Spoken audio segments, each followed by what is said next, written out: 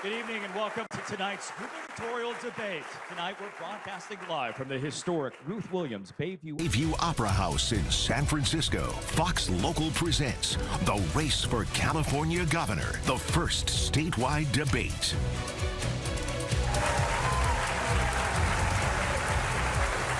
Good evening and welcome to tonight's gubernatorial debate. Tonight we're broadcasting live from the historic Ruth Williams Bayview Opera House in San Francisco on Fox stations around the state and on the Fox Local app. I'm Greg Lee, joined on the moderator desk by Marla Tejas and Andre Sr.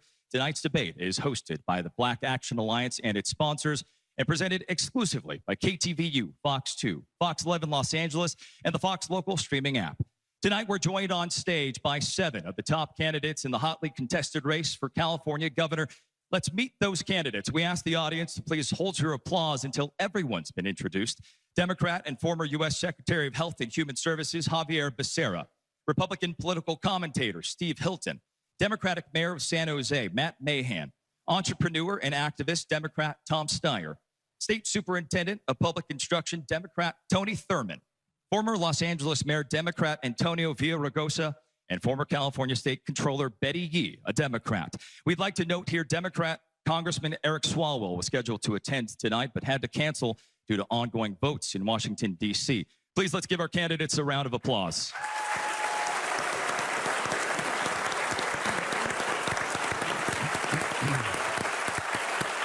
Well, ahead of the debate, the Black Action Alliance reached out to 14 of the top candidates in this crowded field. Based on BAA's criteria and the candidates' schedules, it was narrowed down to the people you see here on this stage now. Let's go over the rules for our audience that candidates agree to backstage. Each person will have 1 minute for an opening statement and 1 minute for a closing statement. Candidates will have 1 minute to answer questions and 30 seconds if their names are invoked at the moderator's discretion. Now, if you go over your time limit, you'll receive a verbal warning, then we'll mute your mic if needed. We will also take a 15-minute intermission during the debate. For our audience at home and in this theater, thank you so much for watching. Thank you for being here tonight. We want you to be a part of this debate. What does that mean? We want to hear from you during this debate. So we hope that you will take the time to respond to our poll questions. You can do so by scanning the QR code that will appear on your screen occasionally through this debate, and we will share your answers, those results, during the intermission and also at the end of the debate. Now, tonight on the agenda, we have a whole lot to get to. We will cover a wide range of topics, everything from immigration, cost of living, wildfires, to gas prices. Our candidates, we've positioned them on the stage tonight in alphabetical order from Becerra to Yee. And in that spirit, we begin tonight with our opening statements. Are we ready? Candidates? California has the 4th largest economy in the world. It remains the most populous, most diverse state with some of the most innovative companies in the nation. Yet, it has its fair share of issues as well. Why should voters hand the keys to you? Secretary Becerra, you have 1 minute. So I am Xavier Becerra. I am the son of immigrants. I was raised in the home that my father built. I am the first in my family to have a chance to graduate from a university. Right now, we need leadership that knows how to govern through crises. Whether it's the man-made crises coming out of Washington, D.C., or if it's the affordability crises that we see here at home. As your AG, I did exactly that. I governed through crises. I defended the Affordable Care Act and the DACA program for Dreamers all the way to the Supreme Court and beat Donald Trump in the Supreme Court.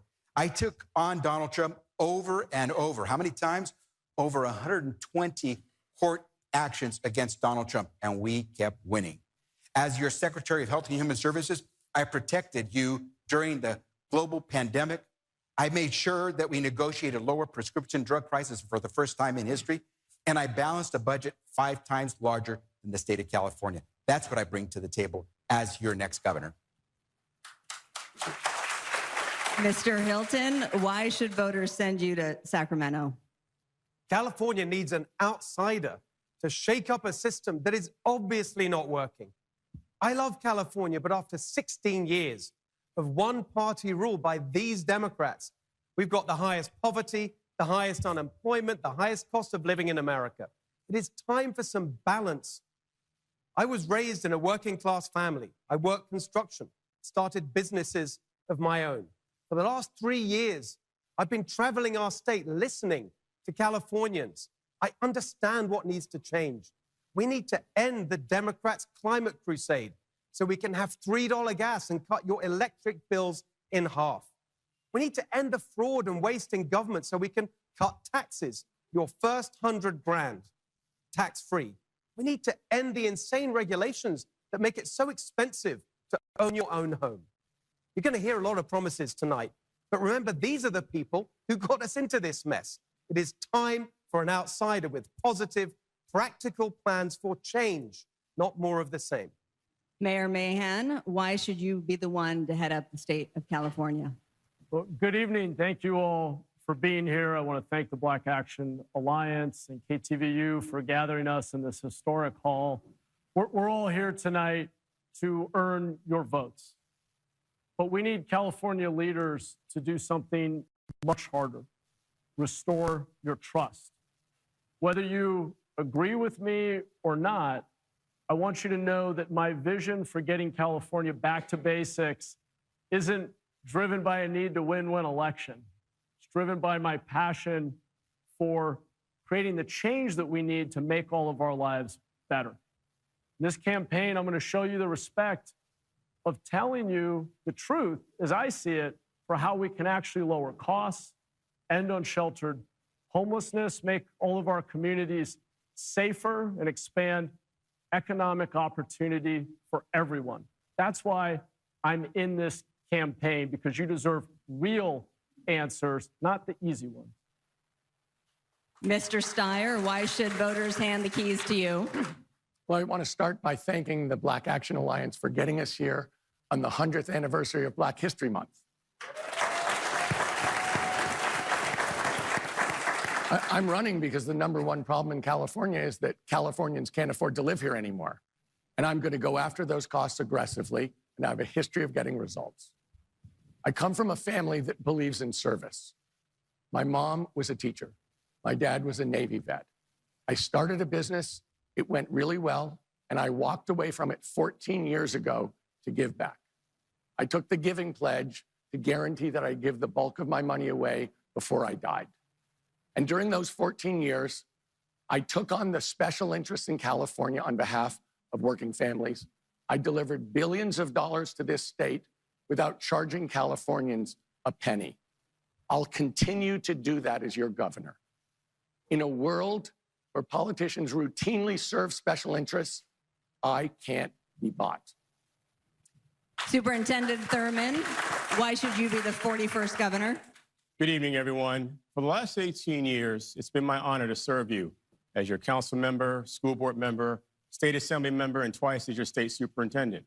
Together, we provided free preschool for every 4-year-old in our state, free meals for every hungry student, $4 billion in mental health programs, and $6 billion to make sure we close the digital divide in this state once and for all. As your governor, I'm going to build 2 million housing units and provide housing for the homeless.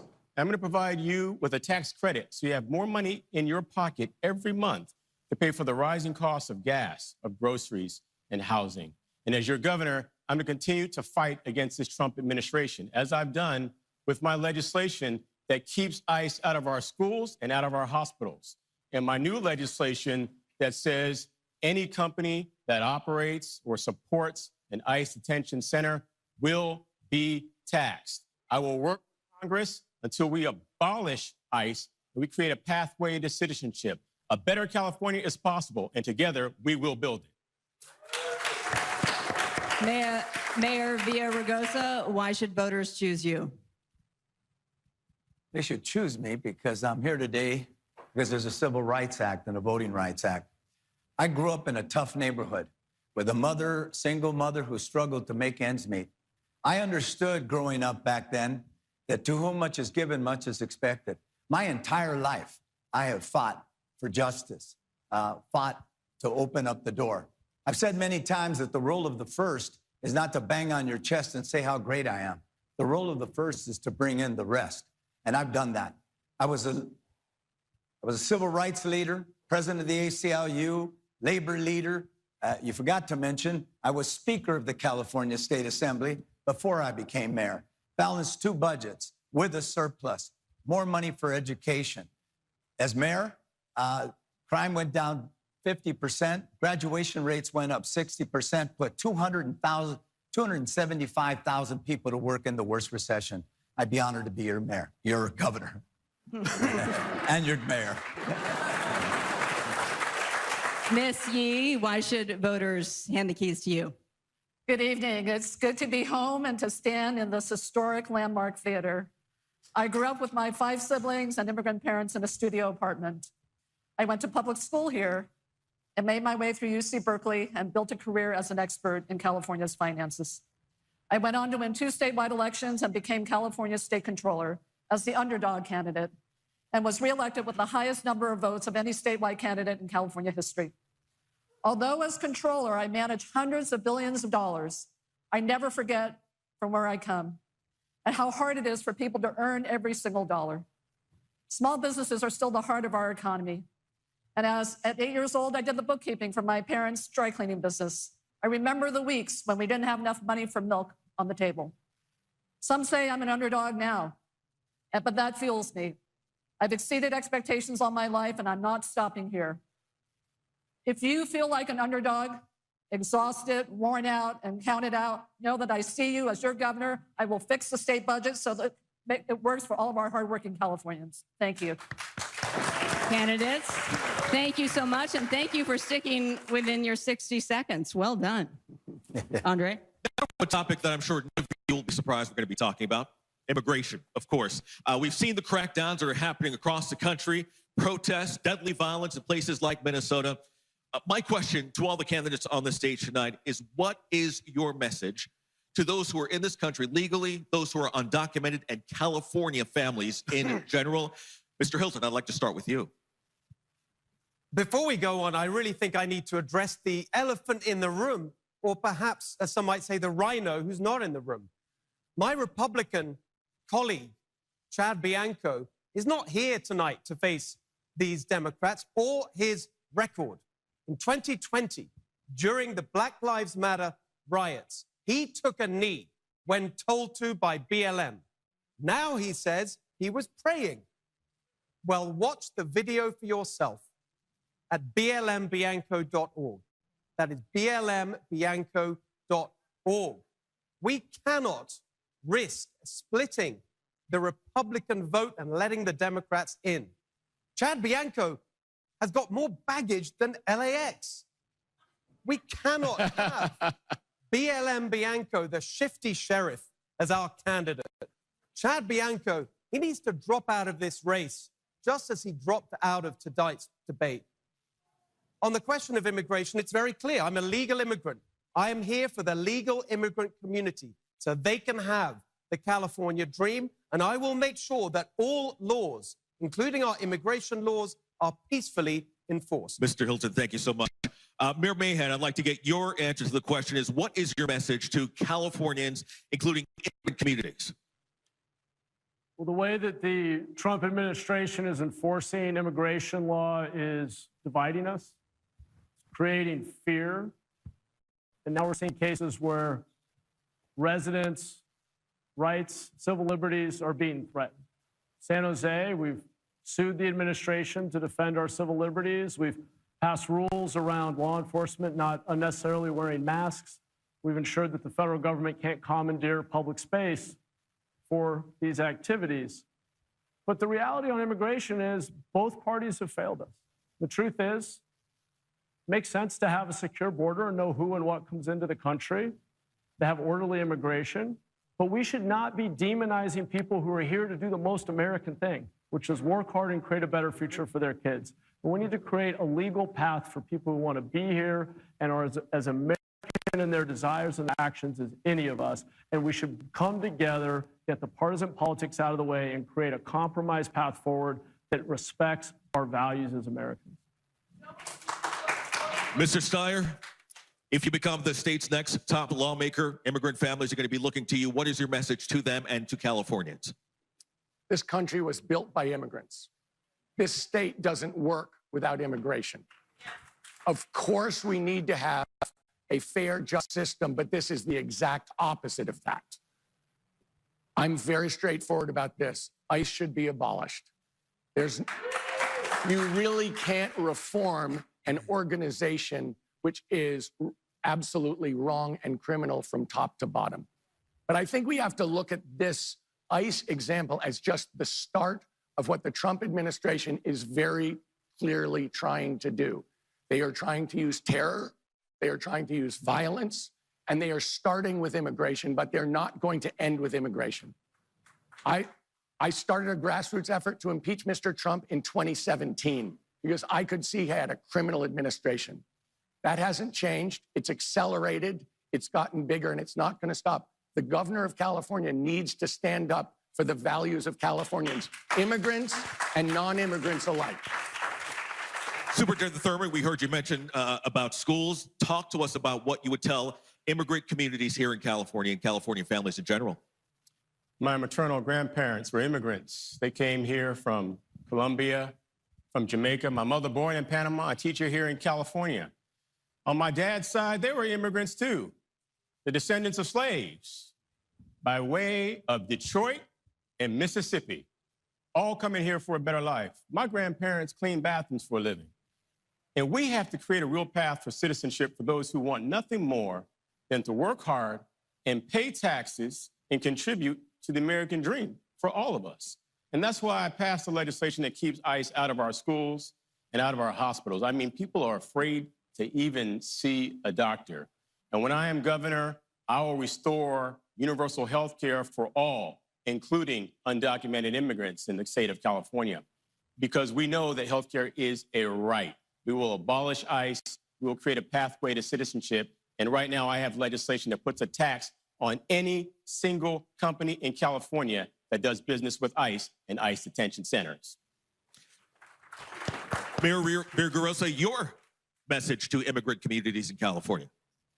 I've never in my life seen ICE agents dressed from head to toe, all covered up like the Ku Klux Klan, with assault weapons, flashbang grenades, beating up on women, children, and innocents, arresting 170 U.S. citizens, killing 2 people in the last 2 weeks.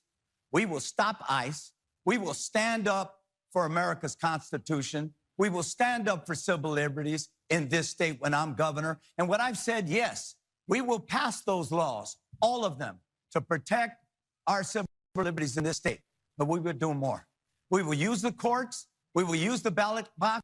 I come out of the movement, and I'll tell you what, we're going to build a mass peaceful movement in support of our rights and in support of our democracy. We've got to say no to ICE, and we've got to take on Trump wherever he raises his ugly head. Mayor Villaraigosa, thank you so much. Ms. Yee, your response. Thank you. First of all, as a proud daughter of immigrants, what I want to say to our immigrant communities, I see you, I know you, and I hear you. And we're going to do everything we can to keep you safe. We're going to be sure that our communities are standing up for you. Everyone should be taking a Know Your Rights training to be sure that we know how to stand up for you and to keep you safe. But here's what we need to do in addition to. We need to build economic power in our immigrant communities to be sure that we can resist against this mass immigration enforcement when people understand that immigrants are such a contributor to our economy and to our society here in California. And that's what we're going to build together. We are a sanctuary state. We're going to lean in more to that and be sure that we are making our own communities safe. ICE has no business coming in and tearing up communities, tearing up families, and we're going to help bring you back into the fold. You pay taxes. What I want to say to you, all of the immigrants out there, thank you. Ms. Yee, thank you so much. Secretary Becerra, your message to Californians and immigrant communities. California wants people who work hard and play by the rules. Full stop. If that's an immigrant, we welcome you. That was my parents. They worked hard. They came to this state with $12 in their pocket. yet they figured out how to somehow save enough money as a construction worker and a clerical worker to actually buy a house, to send my 3 sisters and I to college or the military, and then to retire, not in Idaho or Arizona, but here in California. That's what we have to be about. As Attorney General, I defended against Trump's attack when he tried to coerce our state and local law enforcement to actually do ICE raids. We beat him there. He tried to deny us community policing dollars, $57 million, because we wouldn't do ICE raids with them. We beat back on that as well. Here's what I will tell you. As governor, we will police the immigration police. We will arrest violators of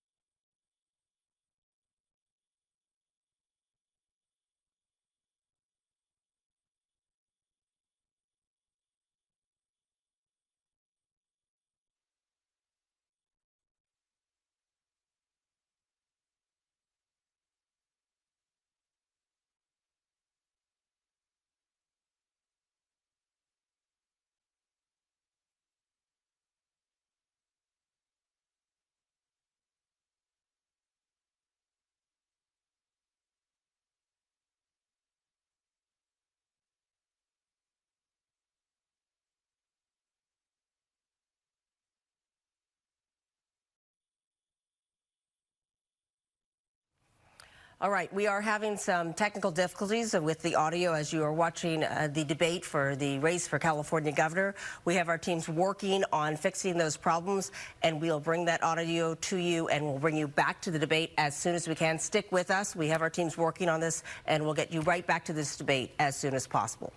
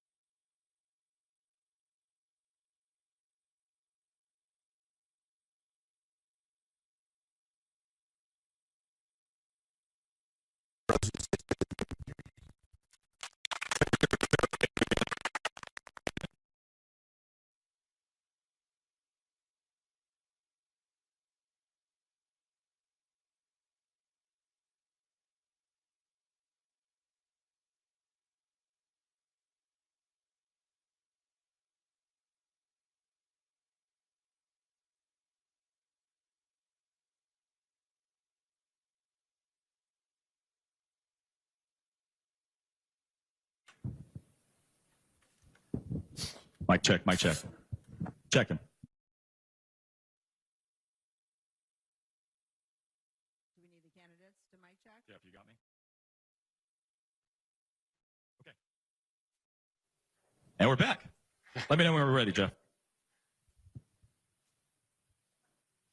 All right, welcome back. We are fixing our audio issue, and we are back to our debate with our candidates. And candidates, let me repeat this question here for you here on the issue of affordability. The vast majority of the questions that we received ahead of this from viewers was about the cost of living in California, rising prices of things like groceries, childcare and healthcare, utilities, consistently polling as the #1 issue for voters in the state and nationwide. If elected, what specific plans do you have to give people relief on day one? Mayor Mahan, we'll start with you. 1 minute. Thank you. I grew up in a household where we were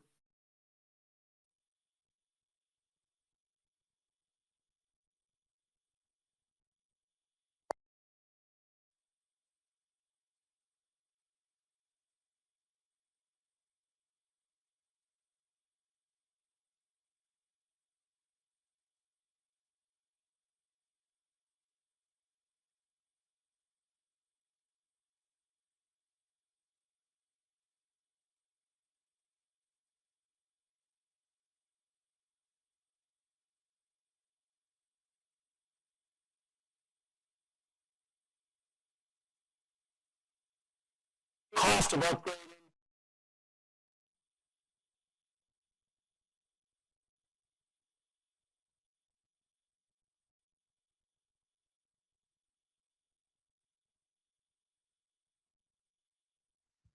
Thank you. Mr. Steyer? So affordability is the key issue in California right now. And it does start with housing. And you should know I'm in favor of rent control because right now people can't make rent at the end of the month. But I'm also in favor of building 1 million houses. And the ability to do that is not just, there's no silver bullet. It's silver buckshot. We need to deal with permitting. We need to deal with zoning. And we also need to build houses much cheaper on a per square foot basis, which we can do with new technology.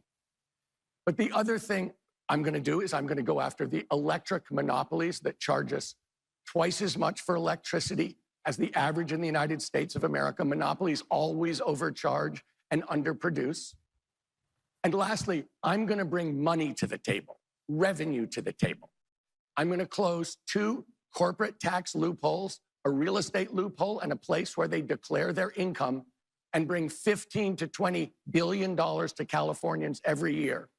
That goes to healthcare, that goes to childcare, and that goes to education. We need revenues, and I'm going to bring them. I've done this before. I'll do it as governor. Thank you, Mr. Steyer. Mr. Thurmond, your plan on day one to lower prices. You know, I grew up in a household where we often didn't have food. I grew up on the free lunch program.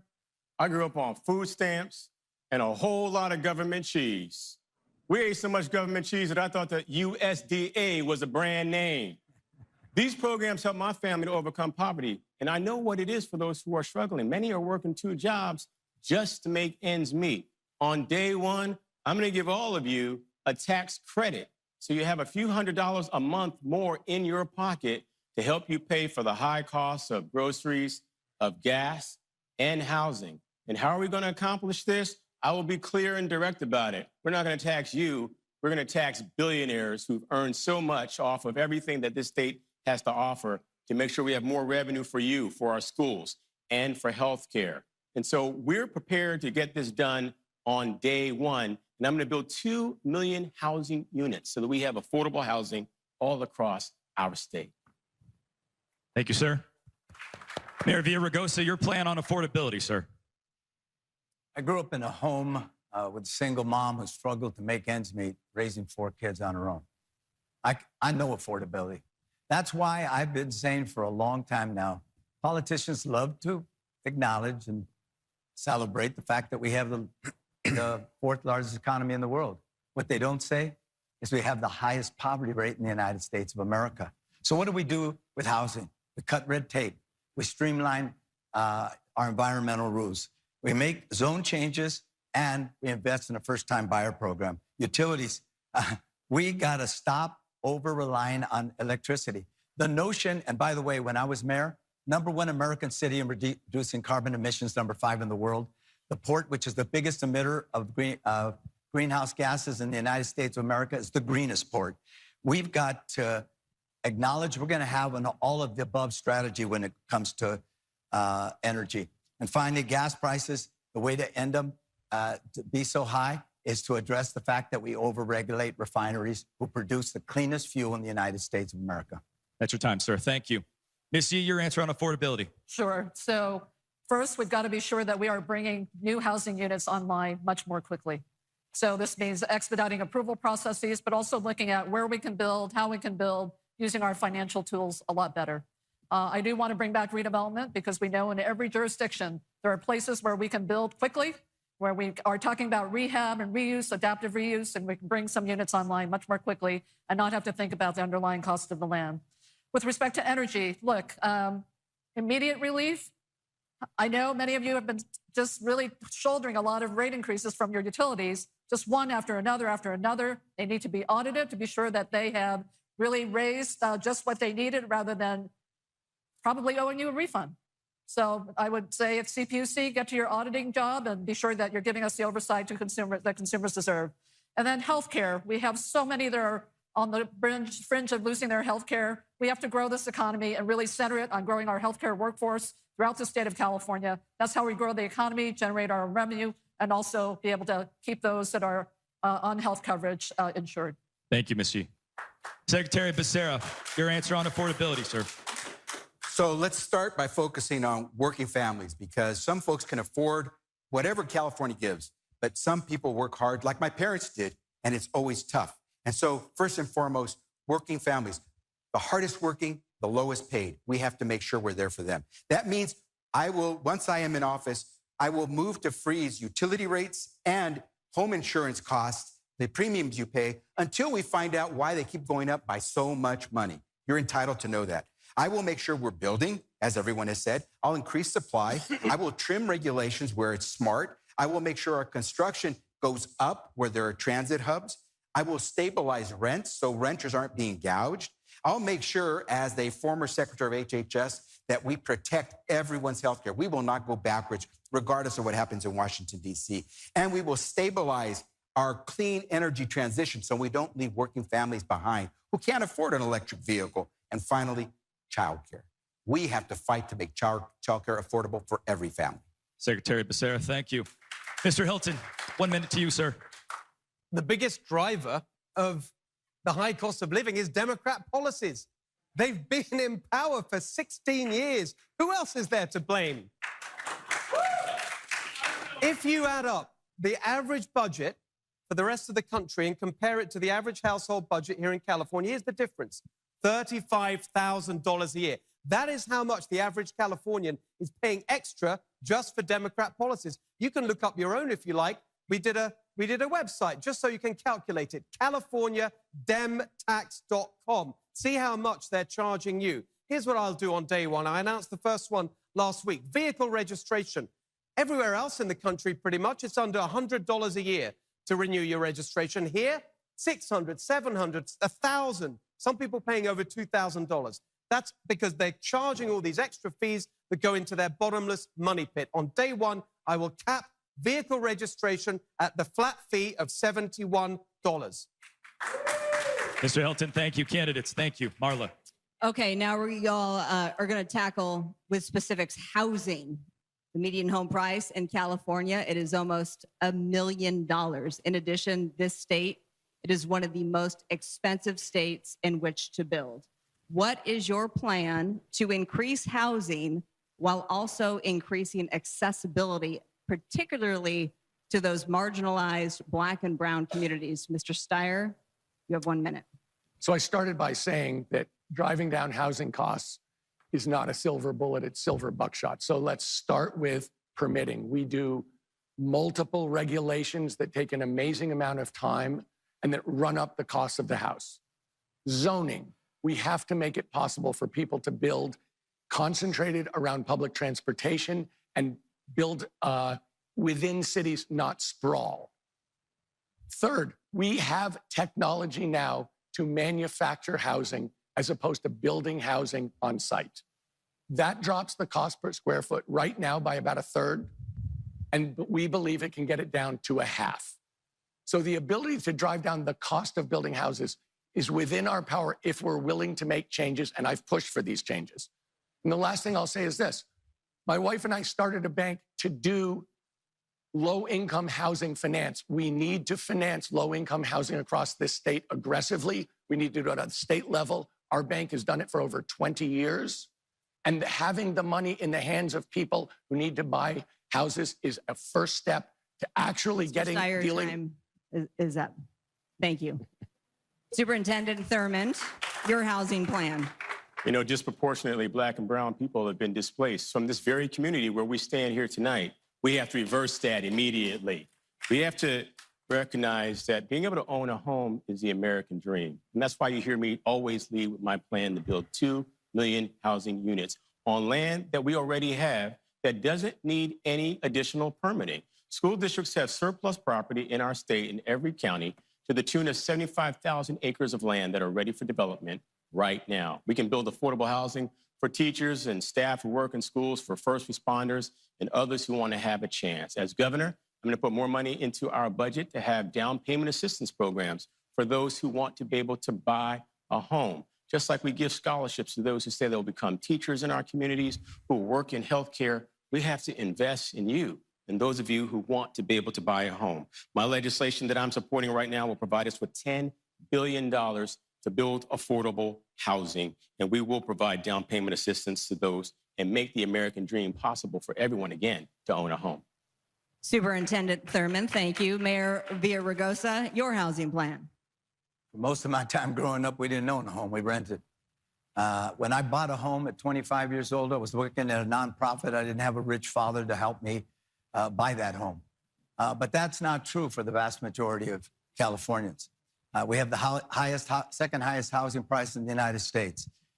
When I was mayor, I built 3 times the permanent supportive homeless housing than the 12 years before me. When I was mayor, I built more housing than the 20 years before me. Downtown had 20,000 people living there when I became mayor. When I left, it was 60,000. We didn't just focus on market rate, though we focused on that. We focused on workforce. We focused on affordable and important homeless housing. The next governor's going to have to do that as well. We need an all-of-the-above strategy when it comes to housing. I've mentioned some of the things that we need to do to expedite that, and I will. I have a record doing that, not just talking about it. Thank you, Mayor. Ms. Yee, 1 minute. Thank you. So we do have to bring new housing stock online much more quickly. And there are ways to do that and more affordable ways to do that. And as I mentioned, redevelopment earlier. But we're missing something here because housing is not the only question here. It's about how do we build economically sustainable communities? How does the state incentivize business development that comes into where we're building housing? How does the state become a better partner with our local governments on financing infrastructure? We can build the housing, but if people are still commuting 2 hours to their job, what have we done? And so this is about how we strengthen communities so that we have economically sustainable communities for the long term. We have different models of home ownership we can rely on. And for our young people, they actually like the idea of co-ownership. They like the idea of actually living in housing that's built on a community land trust. And so all these models can be put to work on day one, but we also have to think long term. How do we bring that business development into these communities so that these communities can continue to thrive for the long term? Thank you, Ms. Yee. Secretary Becerra, your housing plan. I've already mentioned what we have to do to increase the supply, so I won't go into that too much. But we have to remember that in California, nearly 200,000 Californians live outdoors. They live in their car. They are homeless. And we have to tackle that immediately. We cannot let our brothers and sisters go without. And more we're finding they are our sisters, and they are our sisters with children. And so we must tackle that immediately. But here's what I would do with regard to housing. Aside from doing more building, which increases supply, which brings down the pressures of demand, we have to be smart, as I said before. But here's the real key. How many of you rent? You're paying probably in your rent the equivalent of what someone is paying on their mortgage. The difference between you and that person who owns a home and pays a mortgage, they had money for a capital down payment. If we gave people access to capital so they could put down the down payment, we would have far more people housed. And so in the Black and brown community, we're going to make down payments available so you can become homeowners as well and create wealth. Thank you, Secretary. And we will be talking homelessness in just a moment. Mr. Hilton, your housing plan. So my parents were refugees from communism in Hungary. My stepfather worked construction. My first job was project manager for a construction company. I remember starting my first business and made enough money just to buy a small home back in London, and that feeling of walking across the threshold. I achieved this. I earned this. We are stealing that from this generation. That is a crime. The very first issue I worked on many years ago when I wanted to develop solutions for California and our problems was housing. I developed a plan to end the lawsuits that block housing, but also to stop the taxes on housing. I actually talked to Matt about it. He didn't agree with me about capping taxes on housing. He likes taxes, apparently, unless they're on billionaires. We've got to end the taxes on housing, and we've got to end the war on single-family homes. They call it sprawl. I call it the California dream. I want everyone to have that dream of a single-family home of your own that you can afford to buy. All right, Mr. Hilton, thank you. And this brings us to our first rebuttal. You have 30 seconds, Mayor Mahan. I think things are about to get interesting. I'm glad we'll get to clear this up. I'm a little confused because you must have been talking to a different mayor, because actually in San Jose, when we were seeing that we were approving housing and it wasn't getting built, in fact, what we did was we looked at those fees and taxes and we reduced them substantially. We actually eliminated construction taxes. Last year, we got over 2,000 new homes under construction that had been stuck in the pipeline for years. This year, we'll see another 2,000 homes break ground. Do you want me to continue with my 1 minute for the rest of the answer? You now have 1 minute to go over your housing plan. So, Steve, help me start with my answer, which is we have to acknowledge when government is in the way. And when one-time fees that are nice to have are preventing us from having something we need to have, which is housing for working families, we have to be willing to change. That's what we've been doing in San Jose, and it's working. But Tom's right, we also need to innovate. I was just down in Long Beach checking out a modular construction factory where they have these high-quality union-built units flying off an assembly line. They can stack them 28 stories high, and they can build these projects now 50% faster, 20% lower cost. And if the state would actually incentivize this innovation, we'll get greater economies of scale and see costs actually come down even further. And then finally, if we want to help marginalized communities break into the middle class and beyond and thrive, we have to get rid of regulatory capture. California doesn't even build condos anymore, the most accessible form of home ownership, because of overly aggressive liability laws in Sacramento. We have to get the special interest out of the way and start building housing for working families again in California. Mayor Mahan, thank you. Thank you, candidates. Candidates, homelessness remains a vexing issue for the state. A 2024 state audit showed the state spent $24 billion during a 5-year period ending in 2023 on combating homelessness, but failed to adequately track the outcomes of those programs. It also showed the problem got worse despite those efforts. What are your solutions for monitoring what we're spending and ensuring effectiveness?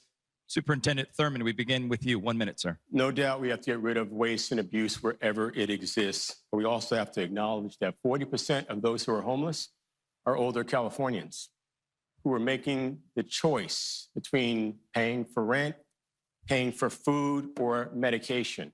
As I mentioned, the legislation I'm supporting this year will provide us with $10 billion to build affordable housing. I spent the last 5 years, every year, getting $500 million in the low-income housing tax credit that we can use to build housing for those who are older.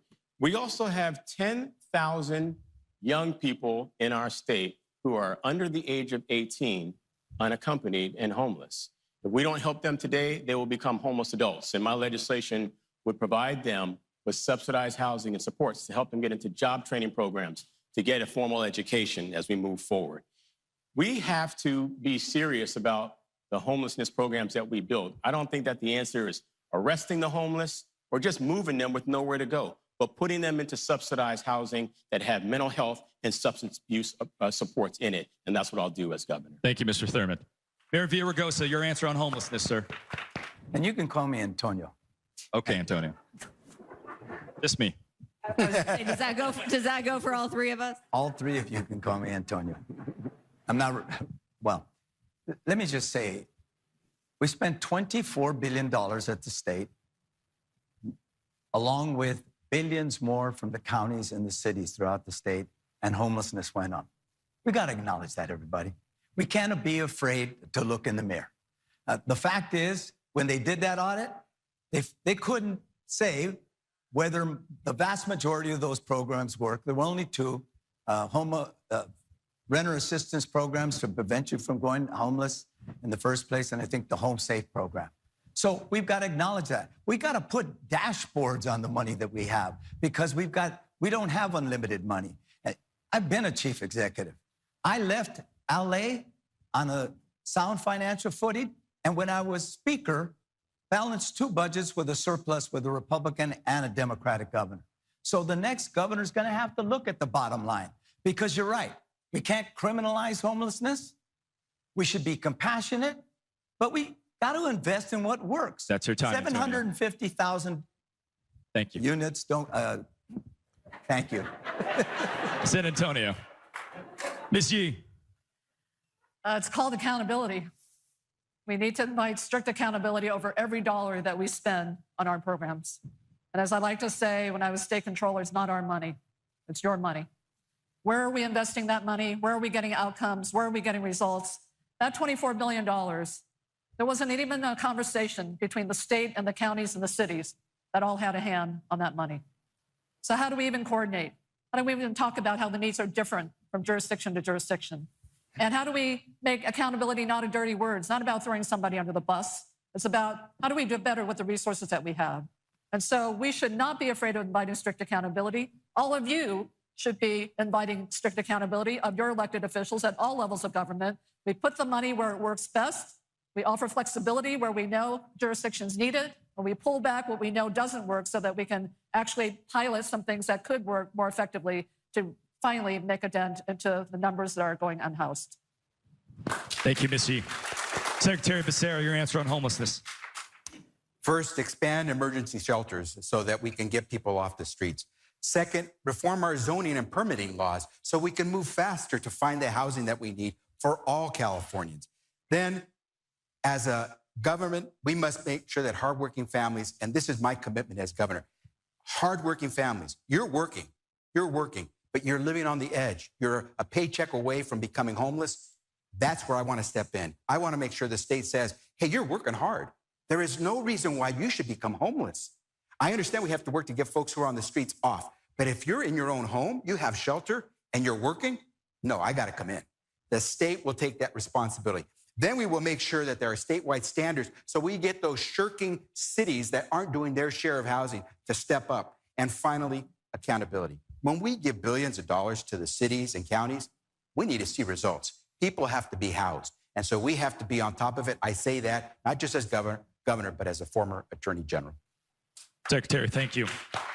Mr. Hilton, your answer on homelessness. How have we put up with this for so long? We would never allow someone, we'd never tolerate someone we love to live in the conditions we see all over our state. So why should we accept it for anyone else? I won't accept it. Here's my plan, 4 points. Number one, we have to stop the fraud. The fraud in the homeless system is stealing from the people who need our help.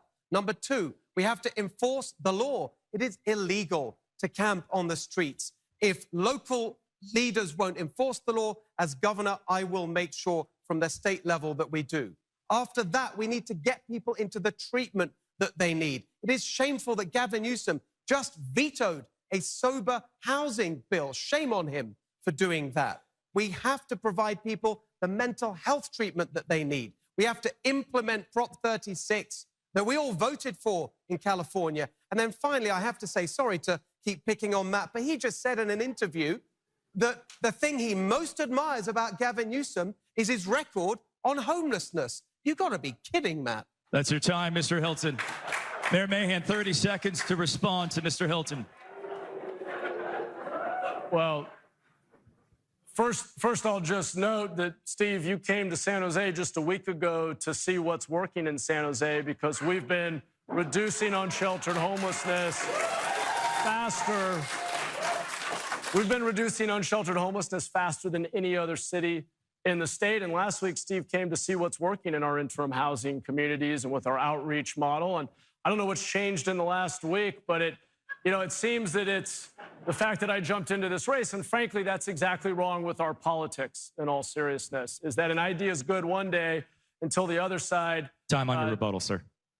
Go ahead on your answer on homelessness. I still have a minute, so I'll just thank you. I'll continue with the point, which is what's wrong with our politics is when we denigrate ideas because of who had them.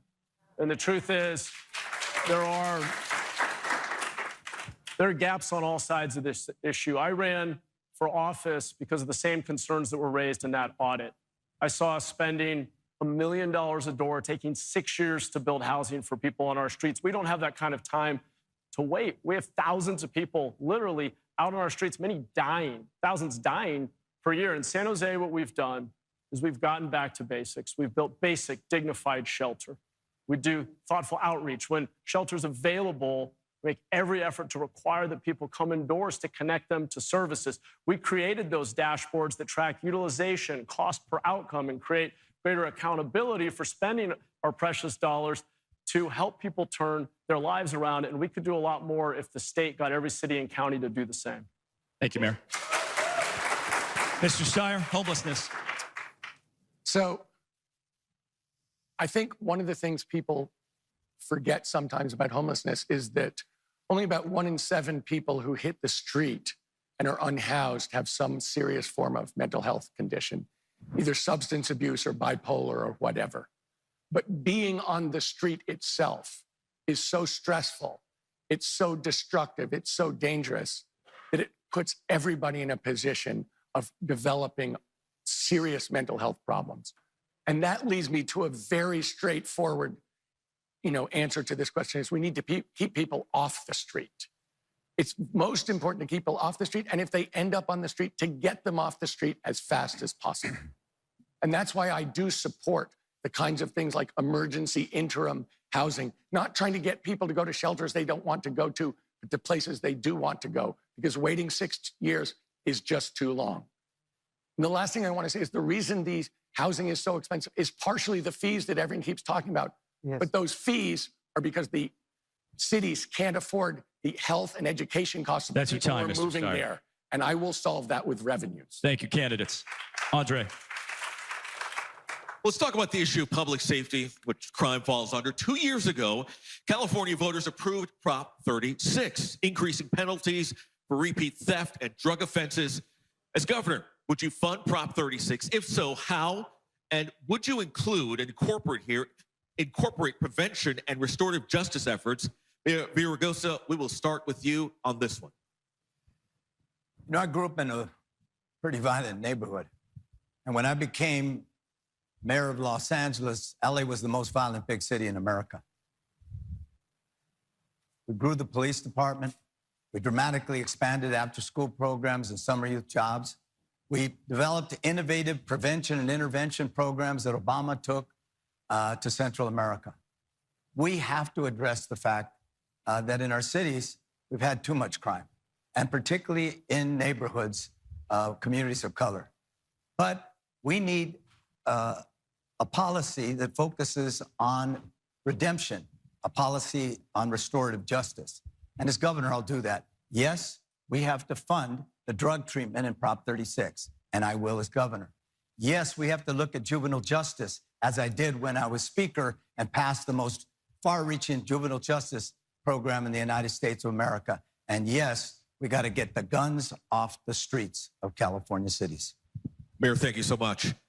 Ms. Yee, what are your thoughts? Would you fund Prop 36 and incorporate restorative justice efforts? Yes, we definitely should be increasing our drug treatment capacity. If we have a provision for felony mandated treatment, we should have the treatment available in every jurisdiction. So I do support that. But I also want to know that when that treatment ends and offenders have completed their sentence, they have the ability to return to their communities. And so this is also an economic issue. We have to be sure that they have opportunities to return back to. And so when I think about public safety, it's a partnership. It's a partnership between law enforcement and the community about how we're going to deal with some of the underlying determinants of what leads people to actually commit crimes. And so restorative justice is a big piece of this, but let's be sure that we have the treatment that we promised through Prop 36 built throughout the state.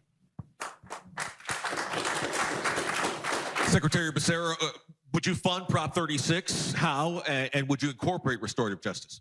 I voted for Prop 36. I will make sure we fund Prop 36. The people of California spoke clearly. They want us to take this on, and they want us to fund the services that Prop 36 calls for. Otherwise, we are going backwards. We are just treating those offenders as people we're going to incarcerate. And so here's what we will do. We will find the revenue. And if we don't have it, then we will go get it, because we cannot afford to shortchange this program. We want to give those individuals who are caught in this trap a chance to get to the right place in community. And so we must fund mental health services. We must fund addiction treatment. I started, when I was Secretary of Health and Human Services, a program called 988. It is the line that you can call for suicide and mental health challenges. And it is working. Tens of millions of people have now gone to that line in the last 3 or 4 years. I started a program under Medi-Cal, which allows those who are offenders who are on the verge of being released to actually have health care through Medi-Cal before they're released, so when they re-enter, They're not without their health care. Those are the things that make it possible for people to land Becerra, well. Thank you so much. Mr. Hilton, would you fund Prop 36 and would you include restorative justice in pushing it forward? I would very much fund Prop 36. In fact, one of the authors of Prop 36, Jeff Reisig, the DA of Yolo County, is a strong supporter of my campaign, and we've spoken in detail about what's going wrong and what needs to be fixed on that. And I agree with Antonio, by the way, on everything he said about prevention programs. It's incredibly important. I've worked on those kinds of programs for many, many years, written about them in my books. He's absolutely right about that. But we also have to make something clear when it comes to this question of public safety. We have to enforce the law in California. We're very good, it seems, at passing laws, not so good at enforcing them. And there's one big thing that the next governor needs to do. We have to stop this destructive prison closure program where we've had tens of thousands of dangerous, violent criminals released into the community or transferred to county jails that are completely overwhelmed, can't cope. That means law enforcement are undermined. They know that there's going to be no accountability for crime. All that needs to change. It's very simple. More prisons, less crime. That's what we're going to do. Mr. Hilton, thank you so much. Mayor Mahan, your thoughts on Prop 36, funding it, and restorative justice efforts. Prop 36 was supported by nearly 70% of Californians. If we want to protect our democracy, we need to practice it here at home by implementing it, but implementing it thoughtfully and with restorative justice. You know, in our attempt to end the era of mass incarceration, we unintentionally left thousands of people to suffer and die on our streets. Prop 36 gives us a middle path, an opportunity to usher in an era of mass treatment. I've had a family member who was on the streets because of addiction. I know that it takes real intervention and the threat of consequences to help people recover. There is no recovery without accountability. And we will implement Prop 36 so that it saves lives and helps people turn their life around by connecting them to critical services. Mayor Mahan, thank you so much. Mr. Steyer, your thoughts on Prop 36, funding it, and restorative justice efforts. I think it's important to remember where we've come from, because we came from a place of mass incarceration. We've added 24 state prisons since 1965, when we've added 4 UCs. In fact, we are coming back from a place where we were absolutely in the wrong. And in fact, the California Department of Corrections did not even have the word rehabilitation in its name for a long time. So when you ask about Prop 36, the opportunity to provide treatment as opposed to incarceration, of course we have to keep our streets and communities safe. But the fact is, we need to have step-down facilities. We need treatment, not incarceration, where it's available. We need to treat people as if they can be rehabilitated, to train them so that when they come back, they can be productive members of society. That's what Prop 36 can do if we fund it, and that's what we have to do. Mr. Steyer, thank you for your response. Superintendent Thurmond, your thoughts on funding Prop 36 and restorative justice efforts. To be clear, I voted to ban private prisons in our state because they have over-criminalized Black and brown people in the state of California. And let me just say it, no one should have to go to prison to get substance abuse treatment. And by the way, in the prisons, guess what they have? Access to drugs and alcohol in rampant waves. And so let me be clear. I voted against Prop 36, okay? Because I don't support the over-criminalization of Black people and brown people, but we have to be smart about how we approach crime, not just trying to be tough on someone. We have the opportunity to add more police in our communities, to keep our communities safe. They should be community police officers and dispatchers and folks who come from our community who want to help in our community. I launched a program last year in Oakland that gives a paid job training program to young people to learn about STEAM careers. Let's give young people an alternative to ending up in the criminal justice system. Put money in their pockets, give them an opportunity to make change. I'll implement Prop 36 with diversion programs and community policing alike. That's your time. All right, that concludes the first half of our debate. Thank you, candidates. For our viewers at home and in the audience, please scan the QR code on your screen to weigh in on the topics we've discussed so far. Coming up after the break, Mike Meebeck and Claudine Wong are standing by with analysts, one from the Bay Area, one from Southern California, to break down what we have heard. We'll be back for part 2 of our debate in about 15 minutes. We have much more to discuss about the biggest issues facing California. Stay with us.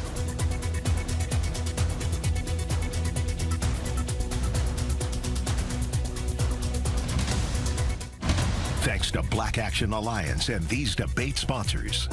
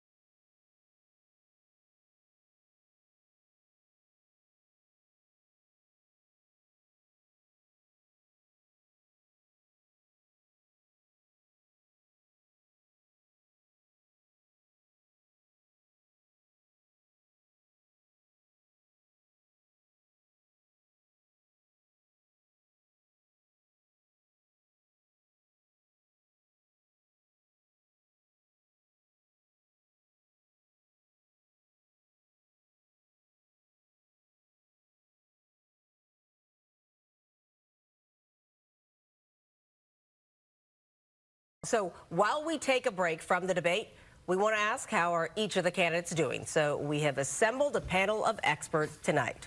Joining us this evening for this intermission for a half hour after the debate as well, in studio in Oakland, we do have Melissa Michelson, the Dean of Arts and Sciences and Political Science Professor at Menlo College in Atherton, and in Los Angeles, we have Jasmine Canick, a political strategist and delegate for the LA County Democratic Party.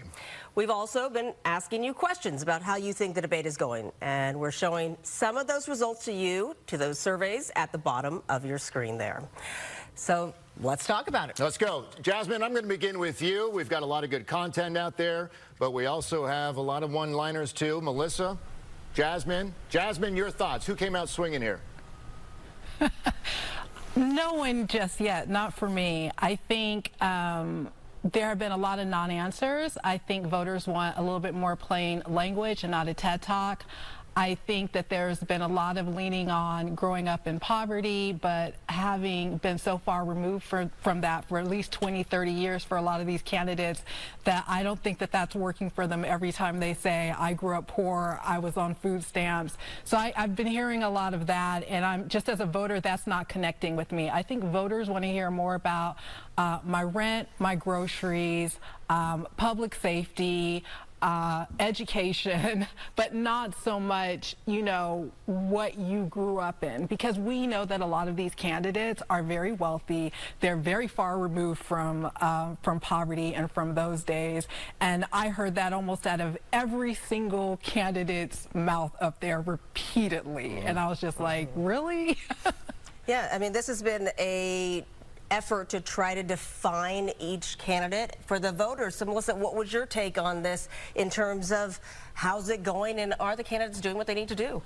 Some of them definitely. I thought it was notable that Steve Hilton right away put himself out there as, I'm one of the 2 Republicans, and you all shouldn't vote for Chad Bianco, you should vote for me. So very much understanding that in a top 2 primary with a lot of Democrats and 2 Republicans, he needs to solidify his Republican support. And of course, Chad Bianco isn't there to defend himself, so that's probably going to help him a lot. We saw Tony Thurmond come out right away talking about abolish ICE, which other people mentioned as well when asked about immigration, but he had it as part of his opening statement, right? So I thought several of the candidates came out really clearly right away saying, here's the lane I'm in, here's who I'm here for, and made some pretty strong statements that are going to help define them for Californians. Yeah. Hey, Jasmine, as we move forward, not just in the debate, but you know, as we make our way toward June in the primary, what's your top issue? What do they need to nail on to convince California voters to go vote for me? I think that they're going to fight President Trump, that they're going to stand up not just for us here in California, but for folks around the country, because as you know, California is a leader. We're a leader state. What happens here tends to happen other places. So I think, you know, all of the candidates, particularly, let me rephrase that, the Democratic candidates are going to need to be able to get their message across that, yes, they can lead the state, but they're also willing to stand up to Trump. And that is going to be very, very important. We have a group of candidates, many of whom come off as moderate Democrats, and so that's another sort of struggle within the Democratic Party, moderate versus progressive. Yes, we heard a few candidates so far tonight seem to lean a little bit more towards the progressive end, but most of the Democratic candidates sound like moderates. And I think what a lot of voters want to know is that when our current governor leaves, we are replacing that governor with someone who is going to stand up to what is going on in Washington, D.C. Well, certainly, and certainly Newsom has made a name for himself by being very vocal and outspoken against Trump. And I actually took note of that when I was listening to the opening statements about who actually was going to go in that direction, who was going to stick with maybe affordability. Becerra talked about all the lawsuits against Trump, and Thurmond talked about fighting Trump. Everyone else kind of stayed in a more even lane, at least just in open statements. As it went through, people, you know, individually kind of went in and took to it. But I thought it was interesting that out of the gate, especially given all of the events that we've been following, that not all of them did. Melissa, did you expect more swings really initially and maybe more forcefully? I did expect more people to speak about Trump, but I think there's maybe an assumption by many people that whichever Democrat in particular would be the nominee, would be the next governor, of course that they would be standing up to Trump, that's a given, and that if you make your whole campaign or most of your campaign about how I'm going to stand up to Trump, then what are you giving voters to vote for? And so every Democratic candidate can say, I'm against Trump, I'm going to fight Trump, but in order to distinguish themselves from the field, they have to say, and here's what I'm going to do. Are they doing that, though? There's so many of them, right, for voters, and that's the problem, right? Like, that for voters is how do you distinguish and how do you have a front runner? Are they doing that for you? I think they are. I think on housing, they're giving different answers. Some of them are talking more about regulation. Some of them are talking more about single-family homes. Some of them are talking about focusing more on keeping people from becoming homeless, and some people are talking about how do we get more unhoused people off of the streets. So the distinctions are maybe minor because, you know, most of them are Democrats. And apart from Steve Hilton, they are going to say similar things, but they're not all progressive as we just heard, right? Some of them are more moderate, some of them are more progressive, and I think folks can hear distinctions if they're paying attention. Jasmine, how hard is it for someone like a Matt Mahan, the mayor of San Jose, Northern California? How hard is it for him to get votes down in Southern California, you think? I think it's going to be very hard for him, and he's going to have to get down here and start talking to voters. You know, California is an extremely large state, and you know, campaigning from one end to the other takes a lot of time. And so that is really the big challenge as well for all of these candidates. I mean, obviously we have debates like this, which help them be able to connect to voters, but everyone's not watching the debate tonight. And so it'll be really on them to hit the road and make sure that they go to a whole bunch of different communities, not just the wealthy communities, not just the well-known communities, but go to as many communities in California as they possibly can to hear what the issues are from everyone. You know, we've got this interaction from earlier. We want to play a clip real quick between him and Hilton. Let's run it. Say sorry to keep picking on Matt, but he just said in an interview that the thing he most admires about Gavin Newsom is his record on homelessness. You got to be kidding, Matt. That's your time, Mr. Hilton. Mayor Mahan, 30 seconds to respond to Mr. Hilton. Well, first I'll just note that, Steve, you came to San Jose just a week ago to see what's working in San Jose, because we've been reducing unsheltered homelessness faster. We've been reducing unsheltered homelessness faster than any other city. What do you think, Melissa? Did something like that grab votes for Southern Californians, right? I think it absolutely does. And the no tie, by the way. No tie matter. Well, then the no tie is notable because I think it's part of the image he's trying to present. He's new, he just announced, and so he wants people to see this is who he is. And it probably resonates with the Silicon Valley donors that he's going to be raising money from. But I think that he's the one that Steve Hilton attacked, and that he had an answer and said, hey, check out my record. I've been getting things done. That's what people want to hear. It's one thing when, you know, Antonio Villaraigosa says that he hasn't been a mayor for 20 years, but Matt Mahan is saying, well, I'm doing it now. Yeah. And so I think that's going to catch people's attention, even if they're not from the San Jose area. Jasmine, did it surprise you that Steve Hilton really did focus on Matt Mahan? He's the newest candidate. He's from Northern California, and he did put his attention on him. It was the first rebuttal came, you know, from Matt Mahan. It didn't surprise me, but look, this is a debate. We're going to have spicy moments. I hope we have more of them, because it gives us a chance.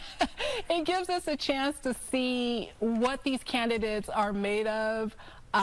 In the moment, on the spot, giving a direct response to maybe a question or an accusation that they weren't ready for. And I like seeing that. I like to see how candidates respond in those moments. What do you guys hope for the back half of this debate? Well, I hope that we get more of the interactions. I think especially on the issues that we've heard. The candidates knew these questions were coming, right? If you didn't know these questions were coming, you should not be governor. But maybe if we get into some back and forth and into some smaller issues that maybe haven't been the headline yet, I think we'll really see what these candidates are made of and how good are they at thinking on the fly and how deep is their knowledge. To Jasmine's point, I think people like that. They like off script. Yeah, I want to hear more about people who are not in the middle class. I want to hear more about renters. I want to hear more about what they're going to do to help folks who are considered poor. I want to hear more from them about people that tend to get left out of these conversations. Everybody talks about, oh, we want to save people from falling out of the middle class. And it's like, well, when they fall out of the middle class, where do they fall into? Can we talk about those people? All right, let's hope for a great second half. Jasmine, Melissa, thank you both. That is all the time we do have for now. The debate is about to resume in just about 2 minutes from now. But be sure to stick around after the debate at 7:30 for our half-hour post-debate analysis. We'll have a reaction from the candidates as they walk off the stage, and we'll also be back with our panel for a full discussion. We'll see you then.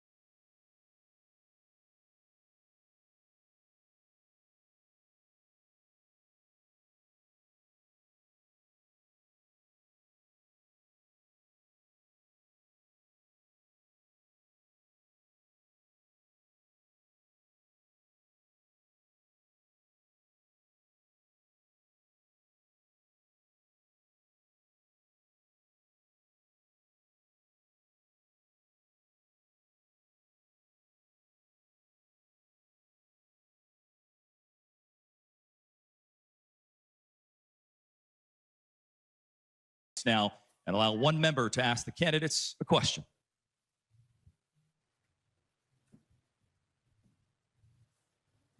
Good evening, candidates. My name is Michael Johnson. I'm an attorney in Alameda County and a parent, and this question is about education.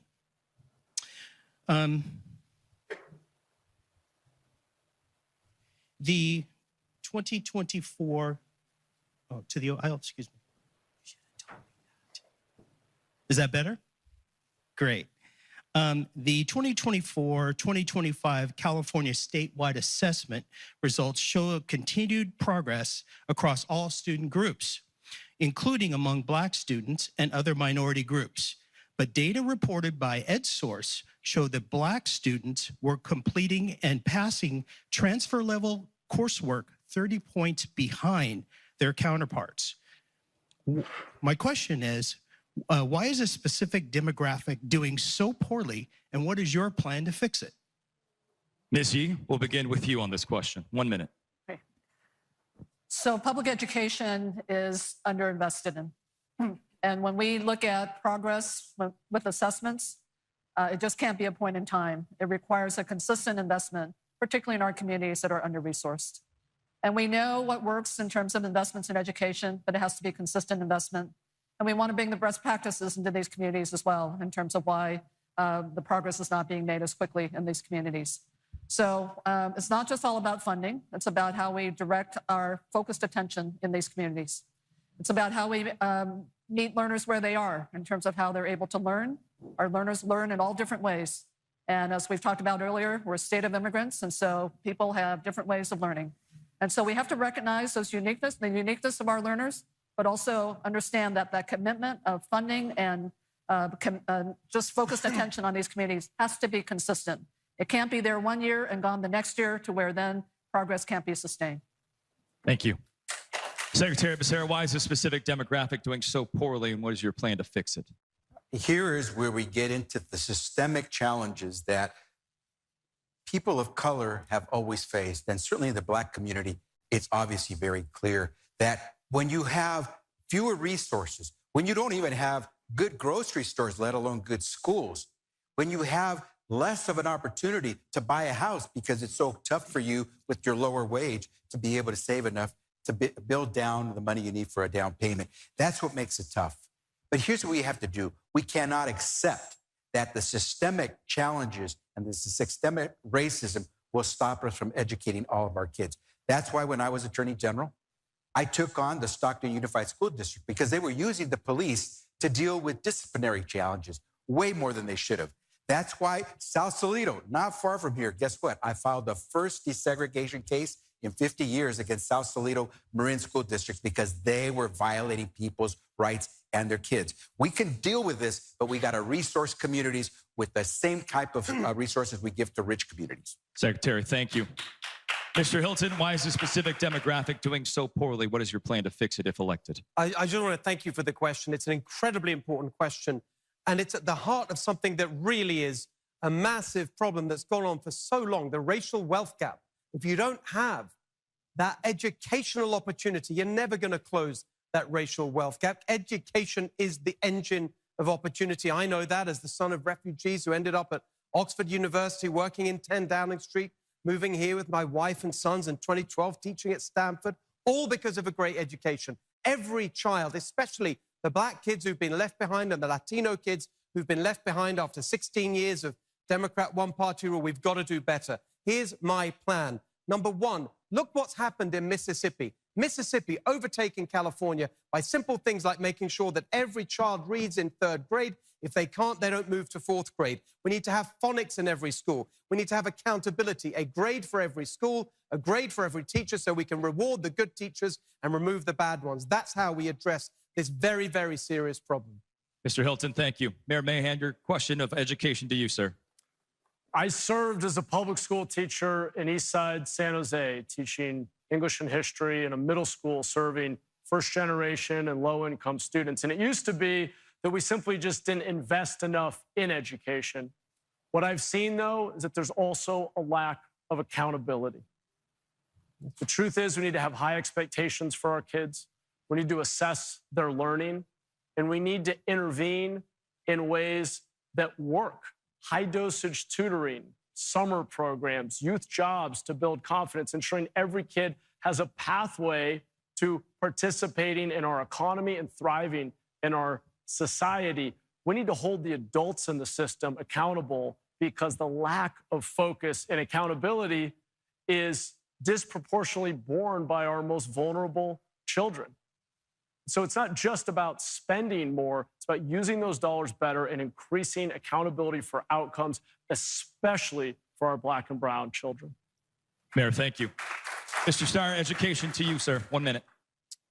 So California, on a cost-adjusted basis, spends the 31st most out of the 50 U.S. states. And lo and behold, we're about the 31st best state in terms of education. And that is not nearly good enough. Because I agree with Mr. Hilton that education is the opportunity for people to move up in America.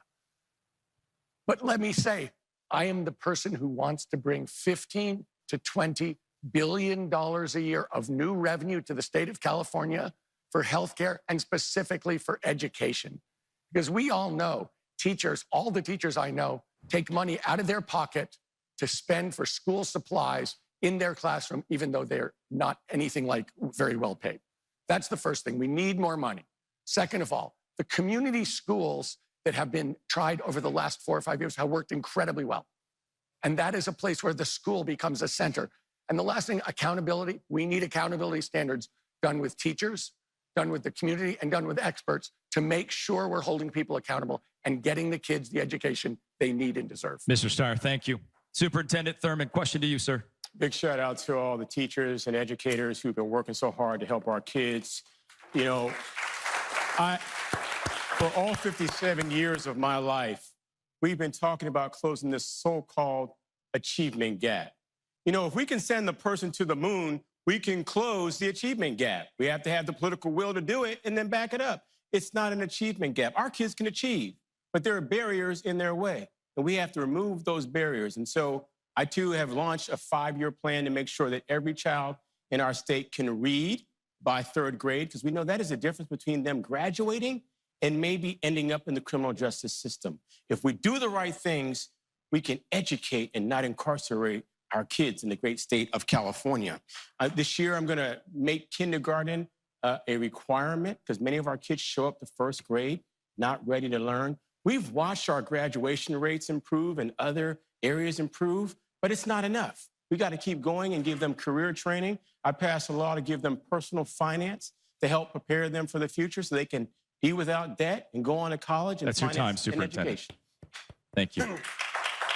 Mayor Villaraigosa. We're #1 in teacher pay. We're 21st in per pupil spending.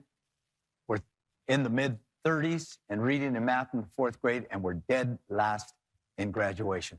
That's a fact.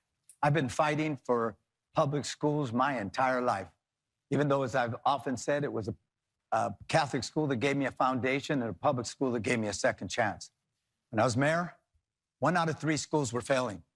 1 out of 3 in the second biggest school district in the country. By the time I left, it was 1 out of 10, a 60% increase in the graduation rate. We focused on the achievement gap. I have about 20 schools in Watts, downtown, and on the east side. Those schools were the lowest performing. They had a 36% graduation rate. Today, those schools have a 92% graduation rate. We got to set high expectations for our kids. We got to have expand kindergarten. We got to focus on this achievement gap and expand the local control funding formula, which will do that. Mayor, thank you. Candidates, thank you, and thank you to our audience member for that question. Thank you. Our next topic is that of wildfires. January 7th, of course, we just marked 1 year since the start of the devastating and deadly Los Angeles County wildfires. I was out there personally in the Pacific Palisades. I've seen it firsthand myself. Recovery's been slow, with the state's unstable insurance market remaining one of the largest barriers to recovery. How do you prioritize recovery for those who've lost everything, and there are thousands of those people watching tonight, while also addressing wildfire prevention? Secretary Becerra, start with you with 1 minute. Well, that's why I began this debate by mentioning that I would freeze home insurance costs because some people are paying premiums and they still haven't received anything from their insurance company. That is not just wrong, it's criminal. And we have to make sure we protect people. The second thing is we have to push back on this corporate takeover of properties that's going on. Wall Street is trying to gobble up all these places, then they're going to try to increase the costs. We have to support home ownership retention programs so that people who lost their home want to stay but are going to find it really tough to rebuild. We support them. We don't want them to become homeless. And at the same time, we have to crack down on that price gouging that we know is going on. Oversight of those insurance claims. If I'm governor in January 2027 and these claims have not been resolved, we will, in the first 100 days, make sure that everyone gets their payment and the date certain when they're going to get it. It is not fair for people to pay their fair share to the insurance industry and then not get anything back when it's time for them to collect. Secretary Becerra, thank you.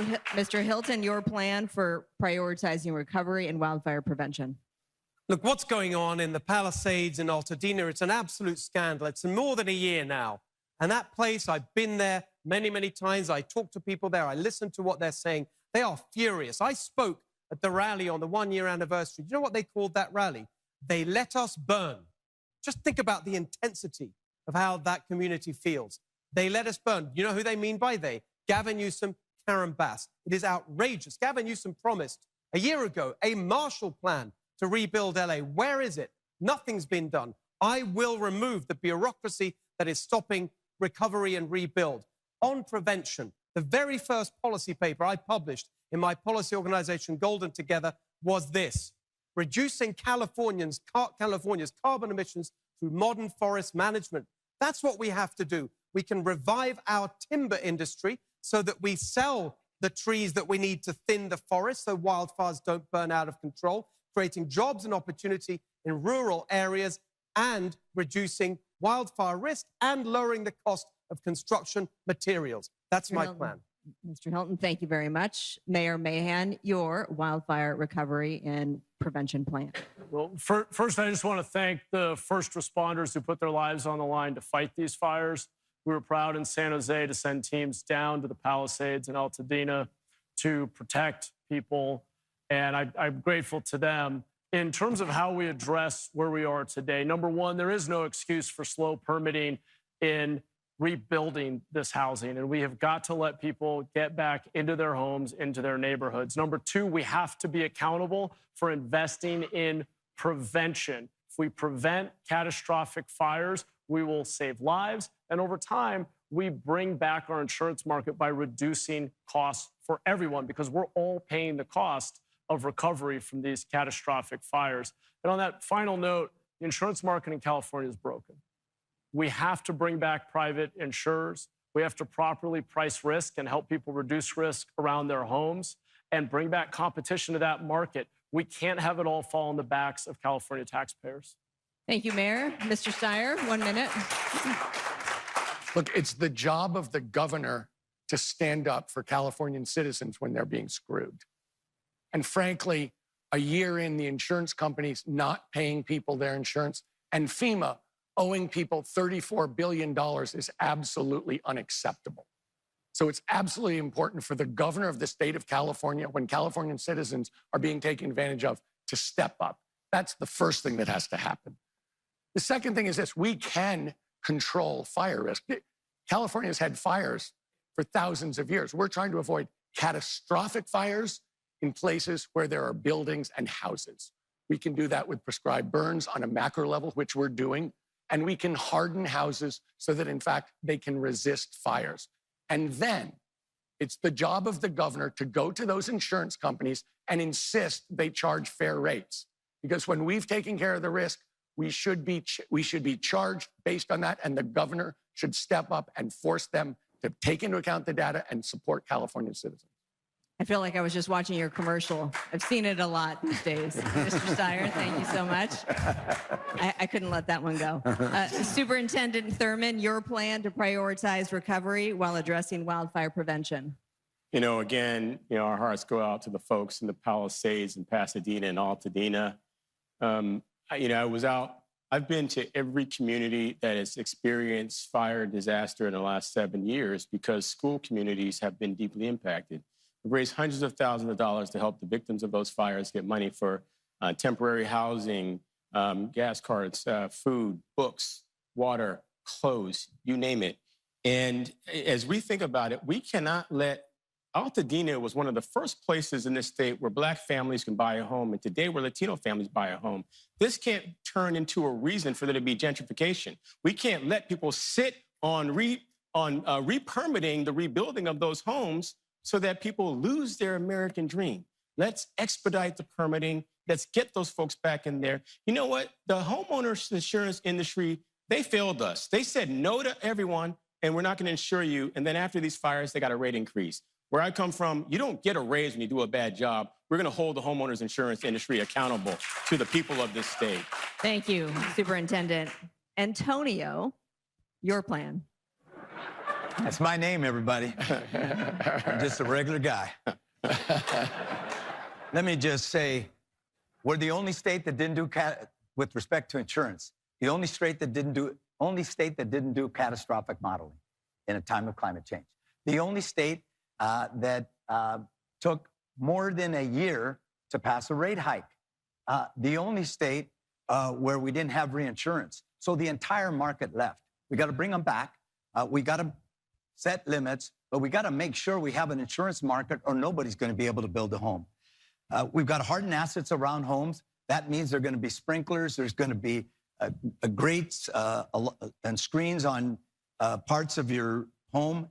We're going to reduce fire risk by supporting our firefighters and growing CAL FIRE. We're going to expand prescribed burns. We've got to make fires an absolute priority with the next governor in this state. And Ms. Yee, thank you very much, Antonio. Ms. Yee? Well, as governor, we have to prioritize getting these communities rebuilt. It's been, the wait has been too long. And with respect to what we can help them do that, the way we can help them do that, expedite the approval processes. We have the know-how in terms of how to help local governments do that. We have the technology in terms of how we can look at applications and be able to expedite those being approved. But having said that, we want to be sure we're building back smarter as well. Climate change is real. And this is what we are living with. And we're not going to be telling people you can't rebuild where you had your home, even though it may burn again. We're going to do everything we can to be sure that we are prepared, and we want to be sure that we have a culture of preparedness from all parties involved. And with respect to the insurance companies, start to really pay attention to what your shareholders really want you to do. The right thing, to understand how you value risk in this new era of climate change. There are risk models and catastrophic models you should be looking at, and we're going to be sure that we compel them to do that. Ms. Yee, thank you. Thank you, candidates. Andre? All right, let's talk about gas prices. You know, if you travel anywhere outside of California, I pay $2.79. Obviously not in California.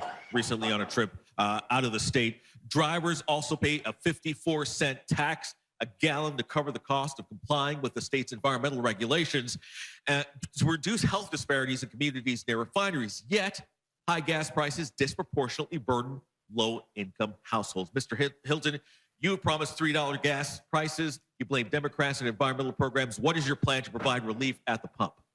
We have to end the Democrat climate crusade that has led to these astronomical gas prices that are particularly hurting working families who drive their cars and trucks 2, 3, 4, 5 hours a day. It's not the climate warriors in Marin County tapping away at their MacBooks that are hurt by high gas prices. It's working class Californians. Here's what we're going to do. We're going to stop the insane importing of oil and gas from halfway around the world on giant super tankers, spewing out carbon emissions while shutting down oil production right here in California. That makes no sense. We're going to end these environmental regulations on the refineries that are causing them to shut down with zero environmental benefits. That's how we get to $3 gas. That's going to help every single working family and small business in California. It will reduce our costs overall. We've got to get it done. Thank you, Mr. Hilton. Mayor Mahan, what is your plan? 54-cent extra burdening low-income families. What is your plan to provide relief for those families? Yeah, thank you, Andre Sr.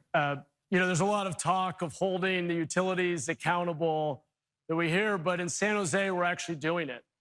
We set up a community choice aggregator to compete with them on buying energy that's cleaner and cheaper. We set our rates lower, and we've been innovating. We held them accountable, got them to the table, and set an agreement that requires them to provide better, faster service to our customers and to invest in upgrades to the grid to improve reliability. We also have to be honest with Californians.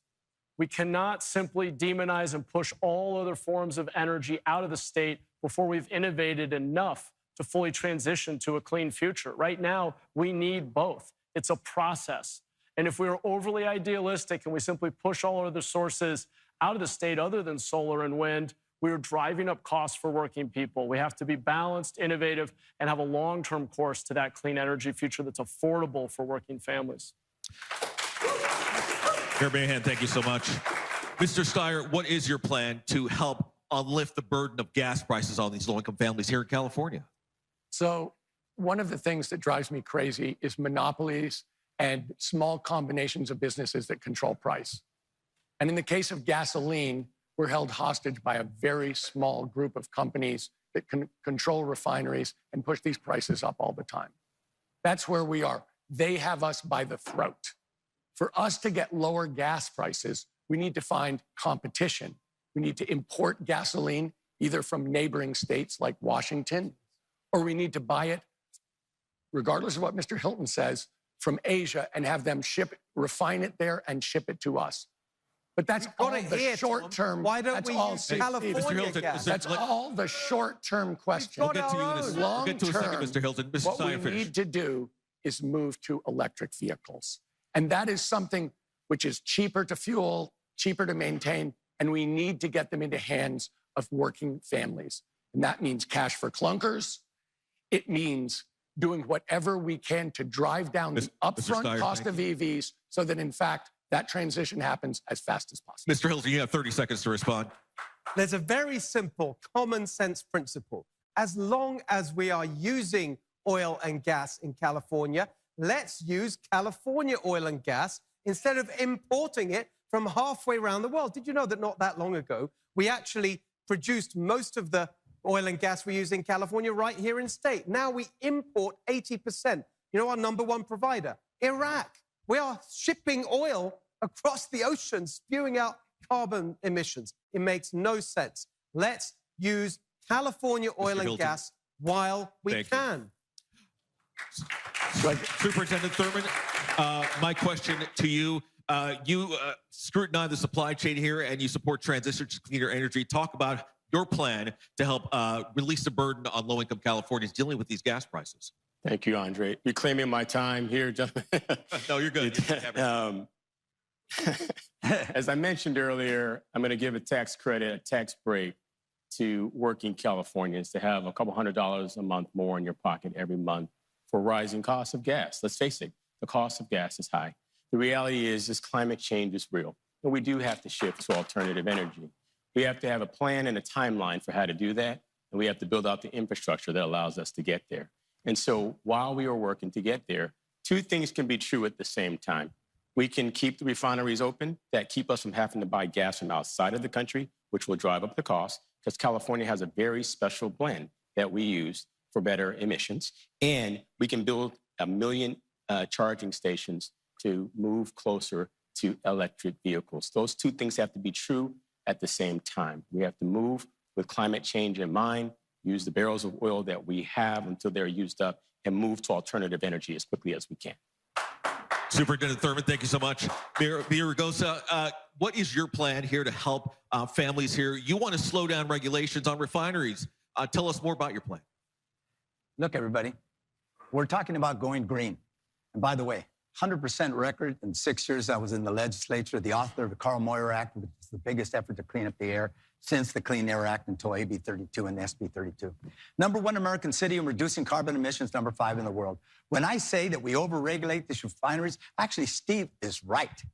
And that is we import 75% of our oil and gas from Iraq, Ecuador, and other places. The next governor's got to admit the fact, yes, we do need to go electric, but we built 167,000 charging stations in the last 10 years. We need 2 million more in the next 10 years. And if we built them, we don't have the grid. And by the way, we're the last in the Western states in building that grid. So the next governor's got to focus on expanding ethanol. If we do expand ethanol by 15%, we'll increase or reduce the tax on that by 30 cents.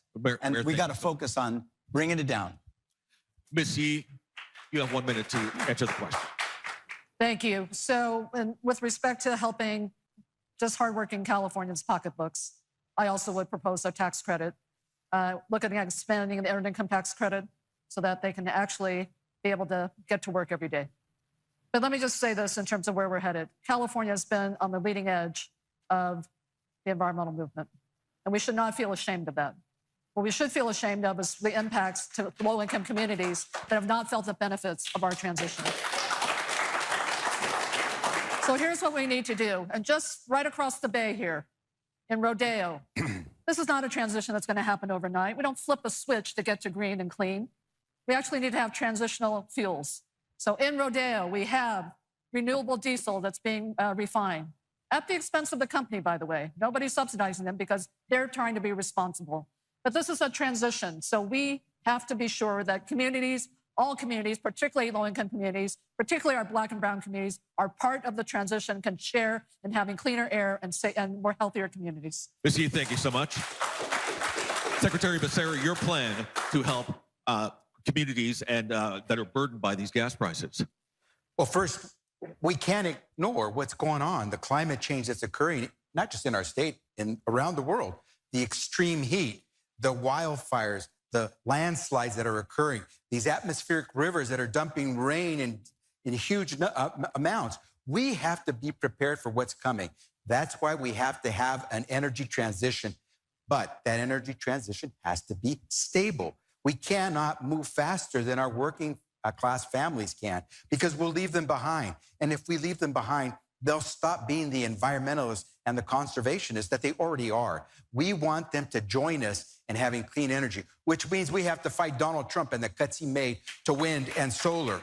And we have to have a policy that says all sources of energy have to be on the table because we have to make this transition smooth for the folks who work really hard but don't make a lot of money. We want to make sure they come and join us. And that means moving towards clean energy like electricity, but doing it at the pace of our working class.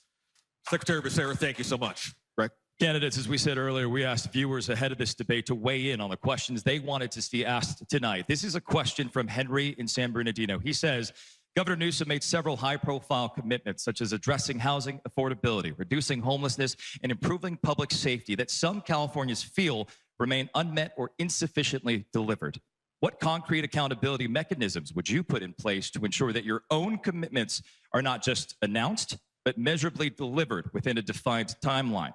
Mayor Mahan, you've been a vocal critic of the governor. We begin with you. 1 minute. Look, I think the governor's done many important things for our state. I think he's focused on the right issues. The next governor is going to have to build on initiatives like Care Court and CEQA reform and things the governor's championed. But I agree that in government at all levels, state, county, cities, certainly the federal government, there's not been enough accountability for outcomes. When I ran for mayor of San Jose, I ran on a simple premise. We're going to focus on fewer things. We're going to focus on the things that are most important for our residents. We're going to set public goals. And yes, we're going to put them up in dashboards. We're going to show you where every dollar goes. And we will measure the performance of those dollars, and the programs and the policies that we pass, that we say are our best hypotheses for delivering better outcomes. And the truth is, if the things we're spending your money on aren't delivering better outcomes, we need to be held accountable. We need to see that in the data and be willing to change what we're doing. In San Jose, we've done that. We've become the safest big city. We've reduced homelessness faster. We've gotten thousands of new homes under construction by thinking differently. Mayor, thank you. Mr. Steyer, how do you deliver on your commitments if elected? Look, there's an old saying, if you can't measure it, you can't manage it. And so I think as governor, it's going to be incredibly important to set forward what you're trying to do, to make your goals public, to be transparent, and then continually measure yourself against what you've promised to do. That is what I'm going to do. And that's the only way that I understand how to build results. So for instance, I say, I want us to be a top 10 education state in the United States. Okay, there has to be a plan explicitly how to get there. It's not hope, it's actually a plan, but then you have to measure exactly what the results are in the schools in California. When we talk about building 1 million homes, that's a specific promise. And that means I've got to live up to it and measure it so that at every point we can see, am I living up to it? Will I take on the electric monopolies and drive down costs by 25%? That's specific. I promise to be transparent and hold myself to account because that's what Californians need and deserve. Thank you, Mr. Steyer. Superintendent Thurmond, how do you deliver on your promises? I've been very explicit. I've said, I put a timeline on my housing plan, for example. I have said that we will build 2 million housing units, affordable housing, by the year 2030. That means if we, on average, for every surplus property parcel that exists, built on average 12 units, we will get to 2.3 million units by the year 2030. As a candidate, I'm here giving it to you as explicitly and direct as I can. We have the capacity and the know-how to deliver. And it's why I have a bill in the legislature that would get money to our school districts to give them the startup funds and the technical assistance on how to value the land, on how to build. Remember, these are units that can be built without any additional permitting. There is surplus property in each of the 58 counties in our state. If we simply just built 12 on each parcel, we get to 2.3 million by the year 2030. Superintendent, thank you. Antonio, how do you deliver on your promises? I'll tell you what I did. I put dashboards by everything. I put metrics and people on every goal that I had set out, every campaign promise. Someone said it was about 100. And that's how crime went down nearly 50%. Graduation rates went up 60%. Greenhouse gases went down higher than any other city in the country, number 5 in the world. So putting metrics that are transparent, that are on the computer so that you can come and look at it and see where the progress is, holding people accountable, that's what you have to do. And I'm the only one on this stage that's actually had a job like that. 50,000 employees, 50,000 employees. And importantly, I made those decisions, not a city manager. It was the mayor that made those decisions. And I can tell you, it's about accountability, and I intend to focus on that as governor. Antonio, thank you. Izzy? As governor, I am going to set the tone for accountability for the state of California. Look, all of these plans that my colleagues have talked about, they're great until we deliver. Unless we can't, we got to deliver on them. How do we deliver on them? We make sure that the appropriations are there. Make sure that the money is actually getting the outcomes that we want. We work with the legislature to have them be able to provide scrutiny over every dollar during their budget hearings. We have not been accountable or transparent with our dollars for a long time. Why are we right now in succession years spending more than we're bringing in? This is where we are. So accountability has to be a tone set from the top to the legislature that we work with. Budget hearings, you're going to scrutinize every department in my executive branch to be sure that we're delivering on every dollar that you appropriated to us. And are we talking to the communities that are affected? Because if they're not seeing the results, something's wrong. When we talk about accountability, it's just not to the voters. It's to the people we deliver to. It's to the different branches of government. And I also want to have a more robust relationship with our cities and counties as well as partners in accountability. AC, thank you. Secretary Becerra, how do you remain accountable to your promises? By suing Donald Trump over 120 times, making sure that every time he tried to violate the law and hurt our people, we stood up and we held him accountable. By making sure that as Attorney General, we went out and took action against police departments that were profiling, that were going after people in a non-official legal policing way. And that's why we began investigations, what are called pattern and practice investigations, against LA County Sheriff's Department, Kern County Sheriff's Department, and the Bakersfield Police Department. You hold people accountable. That's why I issued the regulations that put in place the racial profiling parameters under how a police stop can be conducted, and you hold everyone accountable. And finally, I should mention, as HHS Secretary, when I established 988, the program for suicide and mental health assistance, I said one thing: our goal when we launch is to make sure that no one is put on hold and no one gets a busy signal, because people have to know that service will be delivered. You hold yourself accountable, you hold your deputies accountable. Thank you, Secretary. Mr. Hilton? So this is exactly why we need an outsider to shake things up in California. Unlike my Democrat friends here, I've never run for office before. All my life, I've had to focus on results, starting and running businesses, working inside of a government, fighting the bureaucracy, trying to make change happen. I'll give you a little story that shows exactly what's gone wrong in California. It's Mayor Karen Bass in LA claiming that she's streamlined permitting for rebuilding. And here's what she actually said. I remember it exactly. I have just signed an executive order tasking agency heads with developing paths forward to streamlining permitting. These are the things you get from career politicians who don't know how to deliver results. It's all about process. When I get to Sacramento, I will take a sledgehammer to our bloated, bureaucratic nanny state, and I will enjoy doing it. Mr. Hilton, thank you. Candidates, thank you. Arla.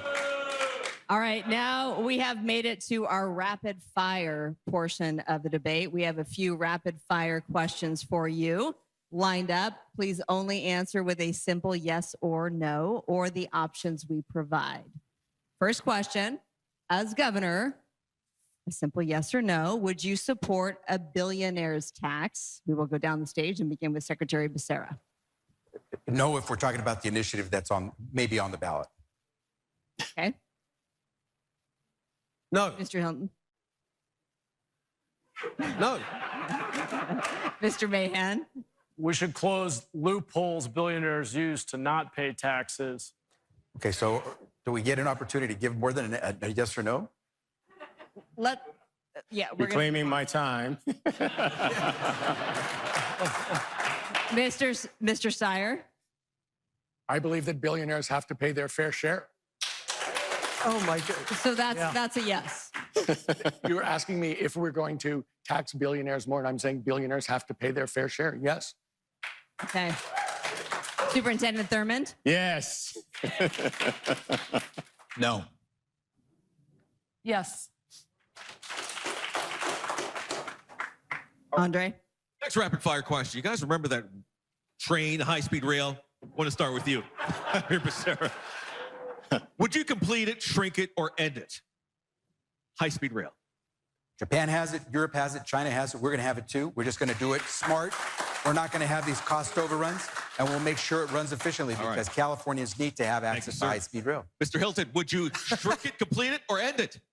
They're not even talking about completing it for another decade or so. No, of course not. We can't send good money after bad. We need to invest that money in real things to help families, expand the roads. Rapid fire here, candidates. Get local rail working. Mayor Mahan, would you shrink it, complete it, or end it? Need to complete it with a different mindset and greater accountability for getting it done. Thank you, Mayor. Mr. Steyer, would you complete it, shrink it, or end it? Who is in for high-speed public transportation, but we can't pay any price for it? All right. That is actually right. Mr. Steyer. We have to do it in a new Thurmond, way. would you complete it, shrink it, or end it? Complete it. All right. Thank you, Mr.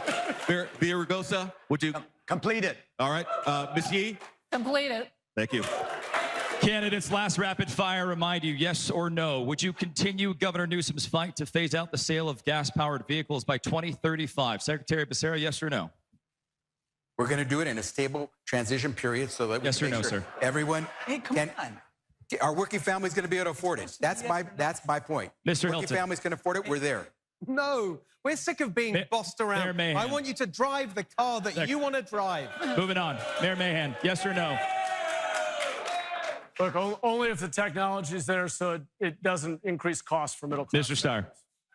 I wrote a book on this called Cheaper, Faster, Better, How Yes We or Win no, the sir? Climate War. If it's better for the people of California, I'm Okay, for it. Superintendent Thurmond, yes or no? Yes. Antonio, yes or no? No. Ms. Yee. Yes. Candidates, thank you. We are 4 months from the June primary. Polls show most voters in this state are undecided in this race. As you well know, this is a crowded field. It is time for our closing statements. For that, we ask you, what sets you apart? We'll go in reverse order from our opening statements. Ms. Yee, you have 1 minute for your closing statement. Great. Well, thank you to our moderators, to Black Action Alliance, KTVU, Fox 11, and everyone watching. It's important that we're here tonight because, as you just heard, all the polls show that this race is wide open. You know, I think voters have had enough. I've been around the state. I've spoken to thousands of them. Enough of the lies, the broken campaign promises, the billionaires trying to run the world. You know, look, I'm the adult in the room. I'm a no gimmicks, no nonsense, straight shooter, and a woman who gets things done. I'm the only candidate who's ready to lead now. I don't need on-the-job training. And California can't afford a rookie in the governor's office.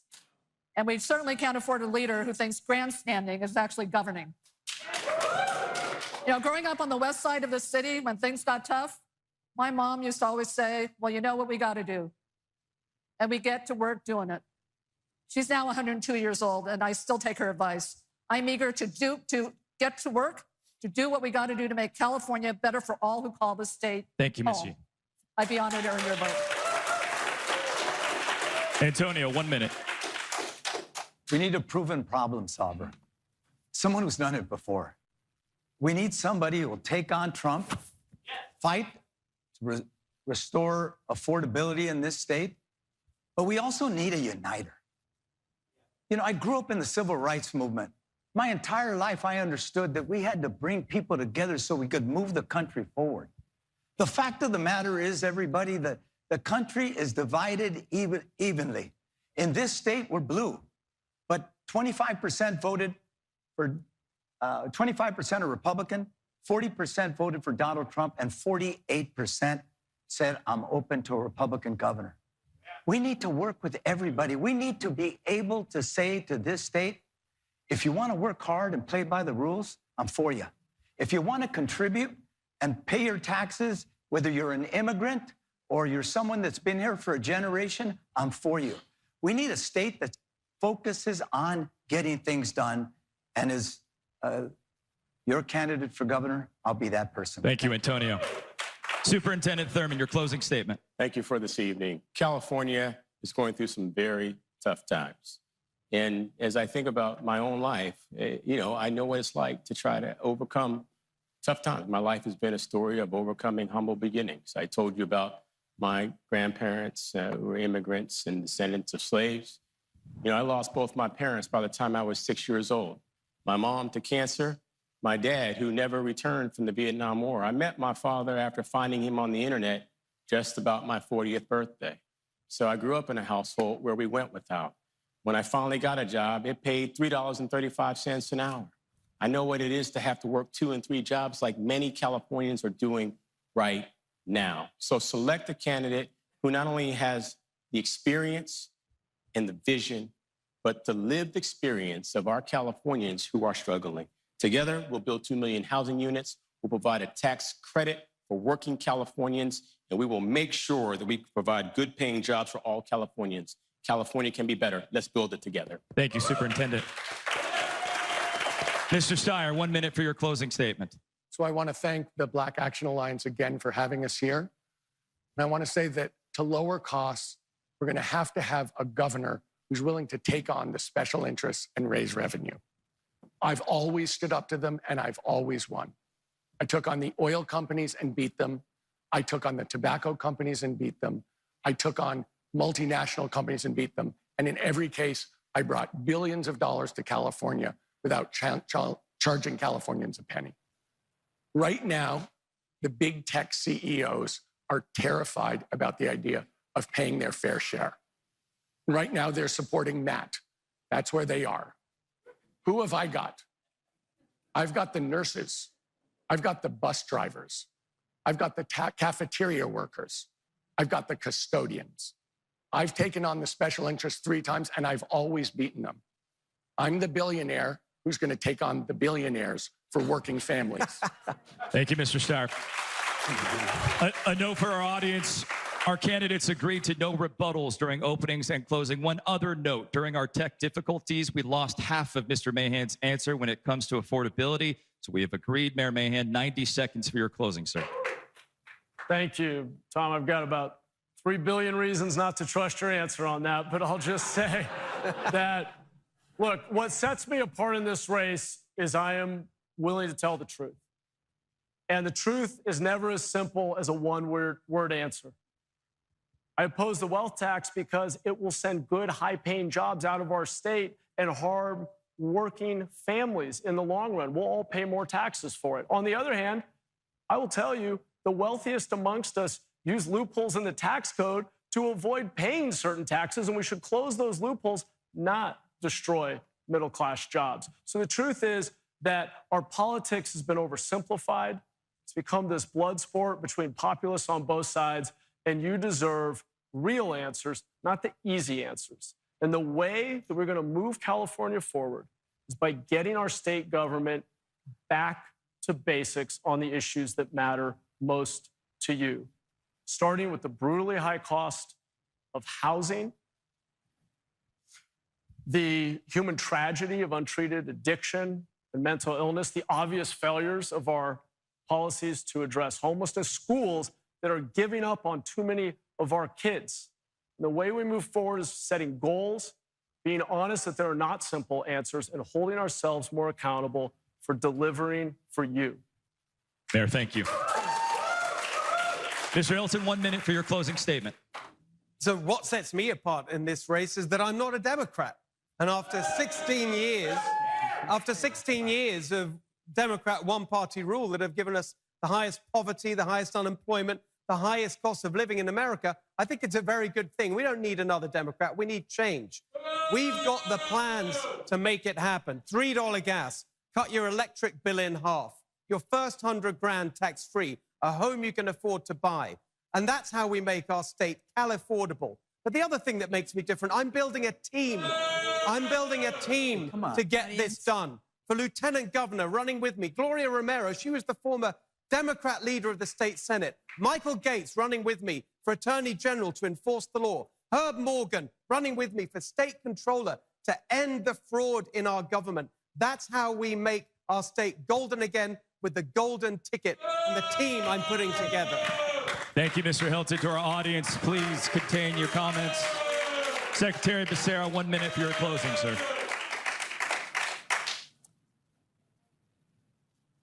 I've taken on a reckless federal government and ruthless corporations. I've defended workers' wages, women's health, immigrant rights. I launched civil rights investigations, the 988 suicide and mental health lifeline. I've taken down sex trafficking rings and organized crime operations.